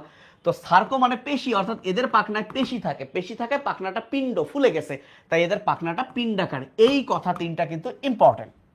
এখন কোটি কোটি পার্সেন্ট ইম্পর্টেন্ট, ফুলকারন্ধ্র তো হলো 5 থেকে 7 জোড়া, 1 জোড়া 1 জোড়া, কোটি কোটি পার্সেন্ট ইম্পর্টেন্ট ভাই, তুমি বিশ্বাস করতে পারবে না এটা কিরকম ইম্পর্টেন্ট। তাহলে সিরিয়ালটা হলো CAS, ক্যাস। কার আইস কি, কার আইস কি? এর আইস হচ্ছে প্লাকয়েড। প্লাকয়েড মানে কি তোমার জানার দরকার নাই, এটা হচ্ছে প্লাকয়েড, একটাই আইস। কিন্তু এদের বেলায় কিছু ঝামেলা আছে। এর বেলায় কারো সাইক্লয়েড, কারো টিনয়েড, এটা আজমল স্যারে আছে, এখানে আছে গ্যানয়েড। আলিম স্যার করছে কি, গ্যানয়েডটা এখানে দিয়েছে, এখানে আবার দিয়েছে কসময়েড। তুমি কি মনে রাখবা, প্রথম কথা, কসময়েড যদি বলে সেটা তো শেষেরটা, সার্কোপটেরিজি, কোনো কথা নাই, কোনো কথা নাই, কোনো কথা নাই। ঝামেলাটা লাগবে গ্যানয়েড নিয়ে। বলো ঝামেলাটা কোথায় লাগবে? গ্যানয়েড নিয়ে 2 জায়গায় আছে, তুমি তো জানবা না কোন বই থেকে। সো তুমি আপাতত এভাবেই মনে রাখো, গ্যানয়েডটাকে এইখানে ভুলে যাও। প্লাকয়েড, সাইক্লয়েড, টিনয়েড, আর এটা হচ্ছে গ্যানয়েড, কসময়েড। তুমি প্লাকয়েড, সাইক্লয়েড, টিনয়েড, প্লাকয়েড, সাইক্লয়েড, টিনয়েড, প্লাকয়েড, সাইক্লয়েড, টিনয়েড, তুমি জাস্ট এতটুকুই মনে রাখো, এতটুকুই মনে রাখো, প্লাকয়েড, সাইক্লয়েড, টিনয়েড, এর বাদে যাই আসবে সেটা সার্কোপটেরিজি। আর সিরিয়ালটা যেহেতু ক্যাস, এই পুচ্ছ পাখনা ছবি দেখলে মনে পড়ে, তারপরও দেখবা পরীক্ষার হলে তুমি চিন্তা করছো, মনে রাখো আগে হে তারপর হো, হে হো, হে হো আগে হে, আগে CAS। এটা এমনি ভাই, এটা দেখলেই বোঝা যায় যে হাঙ্গরের একটা বড় একটা ছোট, হেটারো মানে অসম, তোমার পরীক্ষায় এটাই মনে থাকে না। তাহলে সিরিয়ালটা CAS, ক্যাস, আগে হেটারো সার্কেল, তারপর হোমো, হে হো, তারপর ডাইফি সার্কেল, হে হো ডা। ওকে, বিশ্বাস করো ম্যাক্সিমাম প্রশ্ন এই যে লাল করছি এইটুকু থেকেই তোমার আসছে। এখন তোমার তো এক্সাম্পল দিবে, তুমি বলো তো এই তিনটাই যদি মাছ হয়, এই তিনটার মধ্যে উন্নত মাছ কোনটা? এইটা। মাছ ফুলকা দিয়ে শ্বাস নেয়, তাহলে যে মাছ উন্নত, ওর ওই মাছের ফুলকার পরিবর্তে ফুসফুস হয়েছে, লাং মানে ফুসফুস, ফিশ মানে মাছ, তাই এর এক্সাম্পলে দেখো মামা lung fish, lung fish. Just 2টা এক্সাম্পল মনে রাখবা, সার্কোপটেরিজির 2টা এক্সাম্পল মনে রাখবা, সেটা হলো লাংফিশ আর শিলাকান্ত। এই শিলাকান্তকে লাথি মারবা, এর অপর নাম লাথি মারিয়া, তাহলে শিল দিয়ে লাথি মারবা। হ্যাঁ, শিলাকান্তের অপর নামটা লাগবে লাথি মারিয়া, লাথি মারিয়া। এবার মজার বিষয় হলো এই 2টার মধ্যে যত যন্ত্রপাতি মাছ আছে, হাঙ্গরের বৈজ্ঞানিক নামটা পড়তে হবে স্কলিডন। ওকে, হাঙ্গর হচ্ছে স্কলিডন, ডন, সে একদম সমুদ্রের ডন। দেখো মাছের মধ্যে না যত এই যে ইলেকট্রিক যন্ত্রপাতি, হাতুড়ি যন্ত্রপাতি, করাত যন্ত্রপাতি, গিটার বাজাচ্ছে যন্ত্রপাতি, ভাই যখন এরকম যন্ত্রপাতির কথা থাকবে, যন্ত্রপাতি যুক্ত মাছ, কিংবা মাছের আগে কুত্তা ইন্দুর আছে, যে ডগ ফিশ, কুত্তা, র্যাট, ইন্দুর ফিশ, ইন্দুর মাছ, এইসব যন্ত্রপাতি বা ইন্দুর কুত্তার কথা থাকলে বুঝবা এটা সামুদ্রিক তরুণাস্থিযুক্ত মাছ। ওকে, কন্ড্রিকথেস। তুমি যদি এইটা জানো, লাংফিশ, শিলাকান্ত, এটা জানো, তাহলে বাকি সব অ্যাক্টিনোপটেরিজি, যেটা তোমার পরিচিত খুব কমন মাছ, এটা নিয়ে পড়ার দরকার নেই, এক্সাম্পল ইম্পর্টেন্ট। আমরা খুব ভুল করি এই জায়গায়, এই জায়গায় চিংড়ি কিন্তু মাছ না, তারা মাছে মাছ আছে এটাও কিন্তু মাছ না, একাইনোডার মাটা, জেলি ফিশে ফিশ আছে এটাও কিন্তু মাছ না, নিডারিয়া, তিমি মাছে মাছ আছে এটাও কিন্তু মাছ না ভাই, এটা স্তন্যপায়ী। এই 4টা মাছের কথা ভুলবা না, আবারও বলছি, আবারও বলছি, চিংড়ি মাছ না, এটা একটা পোকা, পোকাও বলা ঠিক না, চিংড়ি হচ্ছে আর্থ্রোপোডা, তারা মাছ একাইনোডার মাটা মাছ না, জেলি ফিশ ফিশ আছে কিন্তু ওটা নিডারিয়া, তিমি মাছ মাছ আছে মাছ না, এটা স্তন্যপায়ী ম্যামালিয়া তিমি মাছ। এই 4টা জিনিস ভুল করবাই না। আর একটা জিনিস হলো, মাছ নর্মালি ডিম ছাড়ে পানিতে, সেখানেই তাদের কাহিনীগুলো ঘটে, তার মানে মাছের নিষেক ঘটে বাইরে, বহির্নিষেক ঘটে, কিন্তু ওই যে তরুণাস্থিযুক্ত মাছ একটু মানুষের মতো অন্তর্নিষেক করে, বড় সড়ো তো ভাবে যে আমি মাছ না, আমি মানুষ। হ্যাঁ, আমরা মুতু করি, ইউরিয়া ছাড়ি, এ শালাও ইউরিয়া ছাড়ে, বাট ম্যাক্সিমাম মাছ বা পানিতে যারা থাকে, যেমন হাইড্রা পানিতে থাকে, তারা কিন্তু অ্যামোনিয়া ছাড়ে। তাহলে যারা পানিতে থাকে তারা অ্যামোনিয়াই ছাড়ে, ঘাসফড়িং কি ছাড়ে? ইউরিক অ্যাসিড ছাড়ে, আর আমরা ইউরিয়া ছাড়ি। অ্যান্ড হাঙ্গরের শখ জাগছে, সে মানুষের মতো হবে, এই 2টা কাজ। এই যাই হোক, আবাসস্থল কি? এরা সামুদ্রিক, এরা মিঠা পানি, কিন্তু এই যে লাংফিশ, শিলাকান্তের মধ্যে একটা সামুদ্রিক, একটা মিঠা পানি, তাই এখানে আমরা দুটোই দিয়েছি। That's it. তাহলে আমাদের ক্যাচ শেষ, ফাইনালি রইল আরাম। বলো ফাইনালি কি রইল? আরাম। লক্ষ্য করো তোমাদের পাঠ্য বই, আজমল স্যারের বইয়ে এই যে আরাম, অ্যামফিবিয়া, রেপটাইলিয়া, অ্যাভিস অ্যান্ড ম্যামালিয়া, আরাম, আর সাথে যে মাছের মধ্যে আছে ক্যাস, এই 5টা জিনিসের মোট 15টা পয়েন্ট আছে। 15টা পয়েন্ট আছে ভাই, আমাদের প্রথম অধ্যায় কিন্তু শেষ। তার মানে 5, 15, 75টা লাইন কিন্তু এখানে আছে। এখন প্রিভিয়াস ইয়ারের প্রশ্ন, আসলে যে কোনো কিছু আসতে পারে, বাট প্রিভিয়াস ইয়ারের প্রশ্ন ঘাটলে আমি যেটা দেখেছি ম্যাক্সিমাম উদাহরণ আসছে, আর সবচেয়ে বেশি আসছে হৃৎপিণ্ড আর রক্ত থেকে, হৃৎপিণ্ড আর রক্ত থেকে। বুঝতে পেরেছো?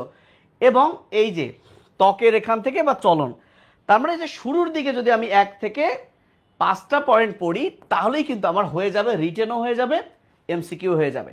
কিন্তু ভাই এমসিকিউ এর তো কোনো ঠিক নাই, এখান থেকে যে দিবে না তার কি গ্যারান্টি আছে?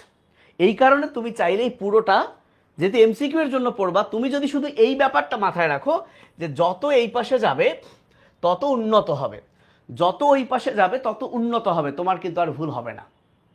বিশ্বাস করে ভুল হবে না। আমি কয়েক মিনিটে এটা পড়াই দিচ্ছি, আমি কয়েক মিনিটে এটা পড়াই দিচ্ছি। প্রথম কথা, আচ্ছা ত্বকেই যদি আসি, তুমি বলো যারা পানিতে থাকে, যে ব্যাঙ উভচর তো পানিতে থাকে, তাহলে ভেজা, বাকিগুলো শুষ্ক।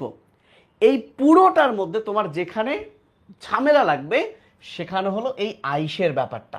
তুমি সব জানো মাছে আইস থাকে, সাপেও আইস থাকে, কিন্তু আইস তৈরি হয় কোত্থেকে? রুই মাছ পড়ার সময় আমি বলছিলাম রুই মাছের আইসটা হলো ডার্মাল আইস, মানে ওই আইসটাকে তুললে দেখবা অনেক ভেতরে সে ঢুকেছিল। মানে আমাদের এই বাইরে যা দেখছো না ভাই, এটা হচ্ছে এপিডার্মিস, এটা তুললে তুমি পাবা ভেতরে ডার্মিস। তো রুই মাছের যে আইস বা মাছের যে আইস, সেই আইসটা কিন্তু ডার্মিস থেকে তৈরি হয়। আর সাপের বেলায় এপিডার্মিস উপরের লেয়ার থেকে তৈরি হয়। যদি ভুলে যাও মনে রাখবা মাছ শব্দটা ছোট, ডার্মাল শব্দটাও ছোট, সরীসৃপ শব্দটা বড়, এপিডার্মাল শব্দটাও বড়, এইটা ভুল করা যাবে না। আর আমরা সবাই জানি এই পাখিদের হাড়গুলো কি খুবই নরম, ভেতরে একদমই বাতাস, এগুলো হচ্ছে বায়ুপূর্ণ অস্থি, এদের অস্থি কি বায়ুপূর্ণ। কে না জানে পাখির পালক থাকে, কে না জানে আমরা স্তন্যপায়ী, আমাদের গায়ে কি আছে, লোম আছে, এটা খুব ইজি। এইবার আসো চলন অঙ্গ, মাছের তো পাখনা আমরা সবাই জানি, ভেরি ভেরি ইম্পর্টেন্ট হচ্ছে উভচরের এইটা। তাহলে দেখো তো মাছের কিন্তু পা নাই, তাহলে সর্বপ্রথম 4 পদই, প্রথম চতুষ্পদী, প্রথম 4টা পা কার তৈরি হয়েছে? উভচরের। এবং এদের যে সামনের পায়ে 4টা করে আঙ্গুল, বাকি সবার প্রতি পায়ে 5টা করে আঙ্গুল, কিন্তু উভচর যেহেতু এরা সবচেয়ে মানে যাদের পা আছে তাদের মধ্যে এরা যেহেতু খারাপ, তাহলে এদের সামনের পায়ে 4টা আঙ্গুল। মাথায় রাখবা, যদি বলে কার অগ্রপদে 4টা আঙ্গুল, মাছের তো পাই নাই, তাহলে মাছের পরে যার পা হলো এরাই তো পা পা পা ধারণ করছে, বাট সবচেয়ে খারাপ, তাহলে এর সামনের পায়ে 4টা আঙ্গুল, পেছনের পায়ে 5টা, বাকি সবারই তো যাদের পা আছে 5টা আঙ্গুল। কিন্তু পাখির বেলায় তার সামনের পা হয়ে গেছে কি ডানা, সিম্পল ব্যাপার। এইবার দেখো শ্বসন অঙ্গ, মাছের শ্বসন অঙ্গ ফুলকা, কিন্তু এ তো উভচর, একটা সময় জলজ থাকে, একটা সময় স্থলজ, তাহলে এদের কখনো ফুলকা কখনো কি ফুসফুস আসতে পারে। আর বাকি সবার ভাই আরো উন্নত ফুসফুস। ওকে, ভেরি ভেরি ইম্পর্টেন্ট, হৃৎপিণ্ড দেখো ক্যাস আরাম, তাহলে 2, 3, 4, 4, 4, না এটা 4, 5, 6 হবে, তোর কি 6টা হাড় প্রকোষ্ঠ নাকি? না। ওকে, তাহলে দেখো 2, 3, 4, 4, 4। এখন বলো তো যাদের 4টা প্রকোষ্ঠ তাদের মধ্যে কে খারাপ? তাদের মধ্যে খারাপ হলো এইটা, তাই এর 4টা প্রকোষ্ঠ অসম্পূর্ণ, এদেরগুলো সম্পূর্ণ। এই ব্যতিক্রম বারবার পরীক্ষায় আসে। তাহলে সরীসৃপের সবাই অসম্পূর্ণ হলেও কুমির হচ্ছে সম্পূর্ণ, কুমির হচ্ছে সম্পূর্ণ। ভাই যার 4টা প্রকোষ্ঠ তার তো 2টা অলিন্দ 2টা নিলয়, যার 2টা প্রকোষ্ঠ 1টা অলিন্দ 1টা নিলয়। ঝামেলাটা লাগবে যার 3টা প্রকোষ্ঠ, যার 3টা প্রকোষ্ঠ তার কয়টা অলিন্দ কয়টা নিলয়? তার 2টা অলিন্দ 1টা নিলয়। ভুল করবা না। তাহলে ব্যাঙের 3 প্রকোষ্ঠ, অলিন্দ 2টা, নিলয় 1টা, অলিন্দ 2টা, নিলয় 1টা। এবার আসো যারা, কই গেল ভাই সর, কই গেল, দেখো এবার আসো যারা, মনে রাখবা রক্তকার কি, মনে রাখবা পাখি আর আমরা শেষের 2টা আমরা হট, আমরা হট। ওকে, এটা কিন্তু জ্ঞানমূলকে আসবে। হট মানে কি? উষ্ণ রক্ত মানে হচ্ছে পরিবেশের তাপমাত্রা যাই হোক আমার শরীরের রক্তের তাপমাত্রা সবসময় স্থির থাকবে। বাট এক্টোথার্মিক, একটো মানে বাইরে, অর্থাৎ বাইরের তাপমাত্রার উপর, থার্মো মানে তাপমাত্রার উপর এদের রক্তর তাপমাত্রা ওঠানামা করবে, সো ওরা হচ্ছে শীতল রক্তের। তাহলে মনে রাখবা শেষের 2টা হট, পাখি আর মানুষ আমরা কি হট, পাখি মানুষ আমরা কি হট। এইবার দেখো করটিক স্নায়ু আমাদের কয় জোড়া? 12 জোড়া। তা আমার চেয়ে তো আর কেউ উন্নত নাই, 14 জোড়া তো হবে না। তাহলে এই যে প্রথম 2টা যারা একটু পানিতে থাকে, পানি রিলেটেড, তারা হচ্ছে কি 10 জোড়া 10 জোড়া, বাকি সব 12 জোড়া 12 জোড়া। অক্ষি পল্লব মাছের কখনোই নাই, মানুষের কয়টা? 2টা। আর বাকি সবার কয়টা করে? 3টা কইরা। এখন আমার দেখানোর সময় নাই, নাহলে আমি পাখির ছবি দিয়ে দেখাইতাম যে পাখিরও 3টা। অবসারণী কি ভাই? এটা এমন একটা ফুটা যেটা দিয়ে হাগা মুতা শুক্রাণু ডিম্বাণু সব বের হবে। তুই বলতো মানুষের কি একটা ছিদ্র দিয়ে সব বের হয়? না, নেভার। তাহলে মানুষের হাগুর রাস্তা আলাদা, মুতুর রাস্তা আলাদা, তার মানে রাস্তা আলাদা, মানে তার অবসারণী নাই। তাহলে অবসারণী বা ক্লোয়েকা এমন একটা ছিদ্র যেটা দিয়ে একসাথে সবকিছুই বের হবে। এইটা কিন্তু মাছেরও নাই, কারণ তুমি যদি মাছ দেখো, মাছের ঠিক এই জায়গায় 3টা ফুটা আছে। আমরা সিরিয়ালটা মনে রাখি, পাজরে প্রথমটা দিয়ে সে হাগে, তারপরটা দিয়ে ডিম পাড়ে, তারপরটা দিয়ে মুতু করে, আলাদা করে ছিদ্র আছে, মানে তার অবসারণী নাই। তাহলে অবসারণী সেই ছিদ্র যেটা দিয়ে একসাথে সবই হবে, একসাথে সবই বের হবে। তাহলে এইটা মাছের নাই, মানুষের নাই, মাছের নাই, মানুষের নাই, বাকি সবার আছে। এইবার দেখো, মাছ যেহেতু পানিতে থাকে, ব্যাঙ পানিতে থাকে, তাহলে তারা পানিতেই জিনিস ছাড়ে, সেখানে কাহিনী হয়, এটা বহিনিষেক। আর বাকি সবার কি? অন্তনিষেক। এখন চিন্তা করো তো, আমরা সবাই কিন্তু জানি যে মানুষ বা স্তন্যপায়ী বাচ্চা ত্যাগ করে, বাকি সবাই কিন্তু ডিম ত্যাগ করে। এর মধ্যে একটা এক্সেপশন আছে, এর মধ্যেও আছে। আচ্ছা, এখন কথা হচ্ছে, ঝামেলা হলো নিষিক্ত ডিম আর অনিষিক্ত ডিম। দেখো ভাইয়া, বহিনিষেক মানে কি? এই মাছ কি করবে? ডিম্বাণু আগে পানিতে ছাড়বে, তারপর শুক্রাণু এসে সেই পানির মধ্যে যে ডিম্বাণু তার সাথে মিলিত হয়ে নিষেক করবে। তাহলে মাছ যখন ছাড়ছিল ভাইয়া, তখন কি ওই ডিম্বাণুটা নিষিক্ত ছিল? না, যখন ছাড়ছিল সেটা অনিষিক্ত ছিল, তারপর সেটা নিষেক হয়েছে। এই জন্য যাদের বহিনিষেক হয়, তার যে ডিমটা সেটা কিন্তু অনিষিক্ত অবস্থায় সে প্রসব করে। আর যার অন্তর্নিষেক হয়, কাহিনী তো ভেতরেই হয়ে গেছে, তাহলে এবার যখন সে ডিম ছাড়বে, তাহলে সেই ডিমটা নিষিক্ত অবস্থায় কিন্তু বেরিয়ে আসবে। তো স্তন্যপায়ীর বেলায় সবাই বাচ্চা প্রসব করে। হংসচঞ্চু মানে হাঁসের মতো ঠোঁট যার, হংসচঞ্চু মানে প্লাটিপাস।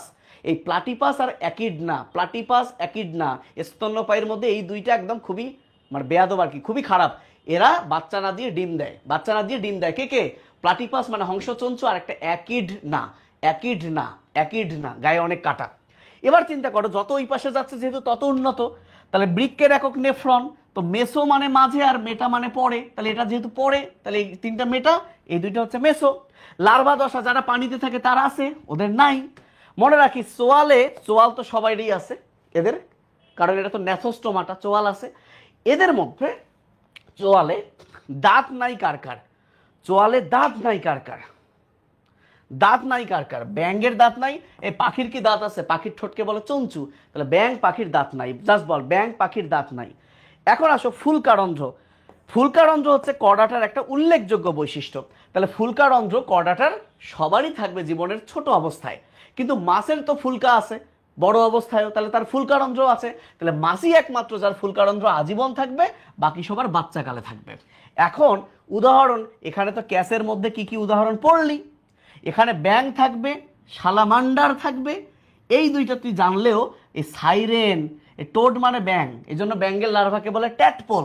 এই যে সিসিলিয়ান, এই 2টা তুই না জানতে পারিস, দেখবি। সাপের বৈজ্ঞানিক নাম তো জানিস, নাজা নাজা। যখন গণপ্রজাতি একই হয় এটাকে বলে টটোনিম, নিশ্চয়ই জানিস। এখানে কুমির আছে, রিডিং দিবি। এখানে যত পাখি দেখ, সবগুলো পাখির নাম দেখেই বোঝা যাচ্ছে, কুকা বোঝা যাচ্ছে। এইখানে যে নীলতিমি স্তন্যপায়ী, বাদুর স্তন্যপায়ী, ডলফিন স্তন্যপায়ী, এই 3টা কিন্তু অনেকের মনে থাকে না। এবং ক্যাঙ্গারুর যে এই বুকের মধ্যে থলি, এই থলিটার নাম মার্সুপিয়াম। মার্সুপিয়াম, তাহলে যদি বলে কারা? মার্সুপিয়াল স্তন্যপায়ী, তাহলে আনসার হবে কি? ক্যাঙ্গারু। বলো আনসার হবে কি? ক্যাঙ্গারু। এখন আসো, সবগুলা পর্বের লার্ভার নাম মনে রাখার বুদ্ধি কি? আচ্ছা, লার্ভার নাম মনে রাখার বুদ্ধির আগে এই ছবিটার দিকে একটু তাকাও। কর্ডাটা পর্বের একটা উল্লেখযোগ্য বৈশিষ্ট্য, এই যে সবার এখানে এটা কিন্তু দিবে, দেখো এটা একটু ফোলা, তারপর এটা কিন্তু এই জিনিসটার নাম নার্ভ কর্ড, স্নায়ুরজ্জু। পরীক্ষায় যদি বলে পি কি হবে, তাহলে পি তো নার্ভ কর্ড, তাহলে নার্ভ কর্ডের পরিণতি হচ্ছে মস্তিষ্ক ও সুষুম্না কাণ্ড হবে, মস্তিষ্ক ও সুষুম্না কাণ্ড হবে।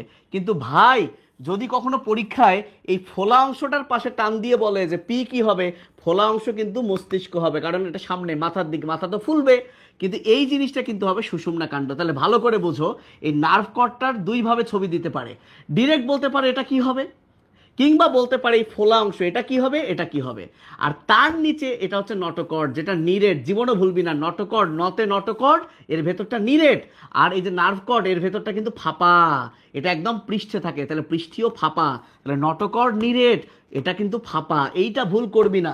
এবং কর্ডাটার বেলায় নটোকর্ড নিরেট, নন কর্ডাটার বেলায় এটা ফাঁপা। কর্ডাটার বেলায় নার্ভ কর্ড ফাঁপা, নন কর্ডাটার বেলায় নার্ভ কর্ড আবার নিরেট, জাস্ট অপোজিট হয়ে যাবে, জাস্ট অপোজিট হয়ে যাবে। তাহলে এটা কিন্তু কর্ডাটার একটা উল্লেখযোগ্য বৈশিষ্ট্য। এই জিনিসটার নাম অ্যান্ডোস্টাইল, যেটা ভবিষ্যতে থাইরয়েড গ্রন্থি হয়। এটা এমসিকিউতে খুব আসে, এমসিকিউতে খুব আসে। আচ্ছা লার্ভার কি, স্লাইডটা এখানে দেই নাই, হায় খোদা। আচ্ছা এগুলো হচ্ছে একদমই ওই শুরুর দিকের কিছু পড়া। আমি যদি জাস্ট একবার রিডিং দিয়ে যাই, তোমরা জানো কে উদ্ভিদ বিজ্ঞান প্রাণী বিজ্ঞানের জনক, দ্বিপদ নামকরণের জনক জানি। তোমাদের জন্য যেটা খুবই ইম্পর্টেন্ট, ত্রিপদ নামকরণের জনক, ত্রিপদ নামকরণের জনক। আচ্ছা স্পেসি শব্দটি কে ব্যবহার করেন? মায়ার। ত্রিপদ নামকরণ এটা পরীক্ষায় আসবে। অর্নিথো মানে পাখি, তো পাখি বিজ্ঞানীকে আমরা বলি অর্নিথোলজিস্ট। এই ত্রিপদ নামকরণ করেন হচ্ছেন পাখি বিজ্ঞানী স্লিজেল। স্লিজেল এর ফুল নাম হারমেন স্লিজেল, কেউ বলে স্লিগেল। সো এইটা একটু খেয়াল রাখবা, ভেরি ভেরি ইম্পর্টেন্ট। ত্রিপদ মানে আমরা নর্মালি জানি দুইটা পদ, একটা গণ একটা প্রজাতি। তাহলে যদি আমি আর একটা পদ দিই তাহলে সেটা প্রজাতির ছোট হবে, এটাকে বলবো উপপ্রজাতি। পরীক্ষায় কিন্তু আসতে পারে নাজা নাজা হান্না, এখানে হান্না কি? এটা হান্না হলো উপপ্রজাতি, কারণ এটা গণ, এটা প্রজাতি, এটা উপপ্রজাতি। তাই এই যে উপপ্রজাতি সহ নামকরণকে আমরা কি বলি? ত্রিপদ নামকরণ। ওকে। আচ্ছা এই 7টা ধাপ তো জানো, আবশ্যিক ধাপ কেপি, সিওএফ, কফ, জিএস, কেপি কফ জিএস, কেপি কফ জিএস, কেপি কফ জিএস, সবার শেষে স্পেসিস। তাহলে এটাই সর্বনিম্ন কার্যকর একক, মৌলিক স্তর, মৌলিক স্তর। সবার উপরে কিংডম, রাজ্য, তাহলে এটা হচ্ছে সর্বোচ্চ একক। এই জায়গায় একটা ছোট্ট বাঁশ আছে, যদি বলে সর্বোচ্চ একক তাহলে রাজ্য, কিন্তু যদি বলে সর্বোচ্চ স্তর, স্তর, তাহলে কিন্তু রাজ্যের পরেরটা পর্ব। এইটা একটু ভুল কইরো। আবার দেখো বলা আছে এটি সবচেয়ে বড় একক, এটি সবচেয়ে বড় একক। দেখো এখানে বলা সর্বোচ্চ একক, এখানে বলা সবচেয়ে বড় একক। বাবু কিছুই করার নাই, সর্বোচ্চ যদি থাকে একক তাহলে দিবা কিংডম, সবচেয়ে যদি থাকে দিবা ফাইলাম। এটাই সায়েন্স, এটাই সায়েন্স, কিচ্ছু করার নাই, কি করবার। এইবার আসো টটোনিম কি, এগুলো জ্ঞানমূলকে আসবে। টটোনিম মানে গণপ্রজাতি, সেম। এই যে কাতলা কাতলা, এটা মিস গেছে, নাজা নাজা হবে, লোয়া লোয়া, ওকে একই রকম। এখন হোমোনিম কি, সিনোনিম কি, আর অগ্রাধিকার আইন, আইসিজেডএন এর ফুল ফর্ম জানো? দেখবা এই দুইটা নিয়ে আমি একটু কথা বলি, তাহলে এই চ্যাপ্টারের আমার সিকিউ এমসিকিউ মিলায় সব পড়া শেষ হবে। হোমোনিম আর সিনোনিম কি? সিনোনিম হচ্ছে, ধরো আমি একটা এক্সাম্পল দিয়ে বোঝাই। সিনোনিম মানে তো বোঝো ইংলিশে। বায়োলজির বেলায় মনে করো হুনুলুলু একটা প্রাণীর নাম, হুনুলুলু। এই হুনুলুলুর 3টা বৈজ্ঞানিক নাম। একটা বৈজ্ঞানিক নাম হচ্ছে হুনু হুনু, মনে করো এই বৈজ্ঞানিক নামটা 1660 সালে কেউ একজন দিয়েছে। এর আরেকটা বৈজ্ঞানিক নাম লুলু লুলু, লুলু লুলু। এই বৈজ্ঞানিক নামটা মনে করো 1661 সালে কেউ দিয়েছে। এর আরেকটা বৈজ্ঞানিক নাম লুলু হুনু। এই বৈজ্ঞানিক নামটা মনে করো কেউ দিয়েছে 1580 সালে। বোঝো ভালো করে। এখন হইতে পারে আমি সালগুলো, এটা হওয়ার কথা না, বাট সবই তো বুঝতেছো, বানাই দিচ্ছি। তার মানে এই হুনুলুলুর এ পর্যন্ত 3টা বৈজ্ঞানিক নাম। তাহলে এই 3জন পরস্পরের সিনোনিম, এই 3জন পরস্পরের সিনোনিম। এখন এদের মধ্যে কোনটা গ্রহণযোগ্য হবে? উত্তর হলো অগ্রাধিকার আইন। দেখো নামটাই বলছে অগ্রাধিকার, অর্থাৎ যে অগ্রে দিয়েছে সেই অধিকার পাবে, যে অগ্রে দিয়েছে সেই অধিকার পাবে। তাহলে 1580 সাল, এই অগ্রাধিকার আইন। তাহলে অগ্রাধিকার আইন অনুযায়ী হনুলুলুর বৈজ্ঞানিক নাম হলো লুলু হনু। এইটা হচ্ছে সিনোনিম। তাহলে সিনোনিমের জ্ঞানমূলক আনসার কি? যখন একটি জীবের একাধিক বৈজ্ঞানিক নাম থাকে তখন তারা পরস্পরের সিনোনিম। পরীক্ষায় এতটুকু লিখে দিবা, যখন একটা জীবের একাধিক বৈজ্ঞানিক নাম থাকে তারা পরস্পর সিনোনিম। এখন হোমোনিম কি? হোমোনিম কি? এই যে ইংলিশে ধরো বিয়ার, বিয়ার মানে কি? বিয়ার মানে কেউ তোরা বলবি ভাল্লুক, বিয়ার মানে কেউ তোরা বলবি বহন করা। তাহলে ভাল্লুক এবং বহন করা এই দুইটারই একটাই নাম। তাহলে এই বিয়ার হলো ভাল্লুক এবং বহন করার হোমোনিম। অর্থাৎ ব্যাপারটা এরকম, যদি কোনো কিছুর ধরো ধরো একটা জিনিস ধরো কলম, কলম তো আর জীব না, কলম তো আর জীব না, এর তো আর বৈজ্ঞানিক নাম থাকবে না। আমি ধরে নিচ্ছি, মনে করো কলম আর খাতা, মনে করো এই দুইটা হচ্ছে দুইটা জীব। কলমের বৈজ্ঞানিক নাম হচ্ছে কুলুকুলু, খাতার বৈজ্ঞানিক নামও হচ্ছে কুলুকুলু। সেম ভাইয়া, সেম। কুলুকুলু কলমেরও বৈজ্ঞানিক নাম, কুলুকুলু খাতারও বৈজ্ঞানিক নাম। ভালো করে বোঝো, কলম খাতা জীবই না, বৈজ্ঞানিক নাম তো হবে না, জাস্ট বোঝানোর জন্য। তাহলে তাহলে এই কুলু কুলু কলম খাতার হোমোনিম। তাহলে কলম এবং খাতা দুটোরই একই নাম, হোমোনিম কি? কুলু কুলু। তাহলে এখন সঠিক কোনটা? ধরো এটা দিয়েছে 1500 সালে, এটা দিয়েছে 1600 সালে, তাহলে এটা যেহেতু আগে দিছে তাহলে কুলু কুলু হবে কলমের বৈজ্ঞানিক নাম। এটা আমরা কি দিয়ে ডিসাইড করলাম? অগ্রাধিকার আইন। তাহলে এই তিনটা ডেফিনেশন আসে, হোমোনিম কি, সিনোনিম কি, আর অগ্রাধিকার আইন কি, আর ওপাশে টটোনিম কি। টটো মানে রিপিট, টটোমারিজম পড়ছো নিশ্চয়ই। তাকাও, তাহলে হোমোনিমের ডেফিনেশন কি? যখন দুটি ভিন্ন জীবের একই বৈজ্ঞানিক নাম হয় তখন এই বৈজ্ঞানিক নামটি ওই দুইটি জীবের হোমোনিম। তাহলে সিনোনিম হলো একটা জীবের অনেকগুলো বৈজ্ঞানিক নাম, তারা পরস্পর সিনোনিম। আর হোমোনিম হলো একাধিক জীবের একটা বৈজ্ঞানিক নাম, এই একটা বৈজ্ঞানিক নাম হলো ওই সকল জীবের হোমোনিম।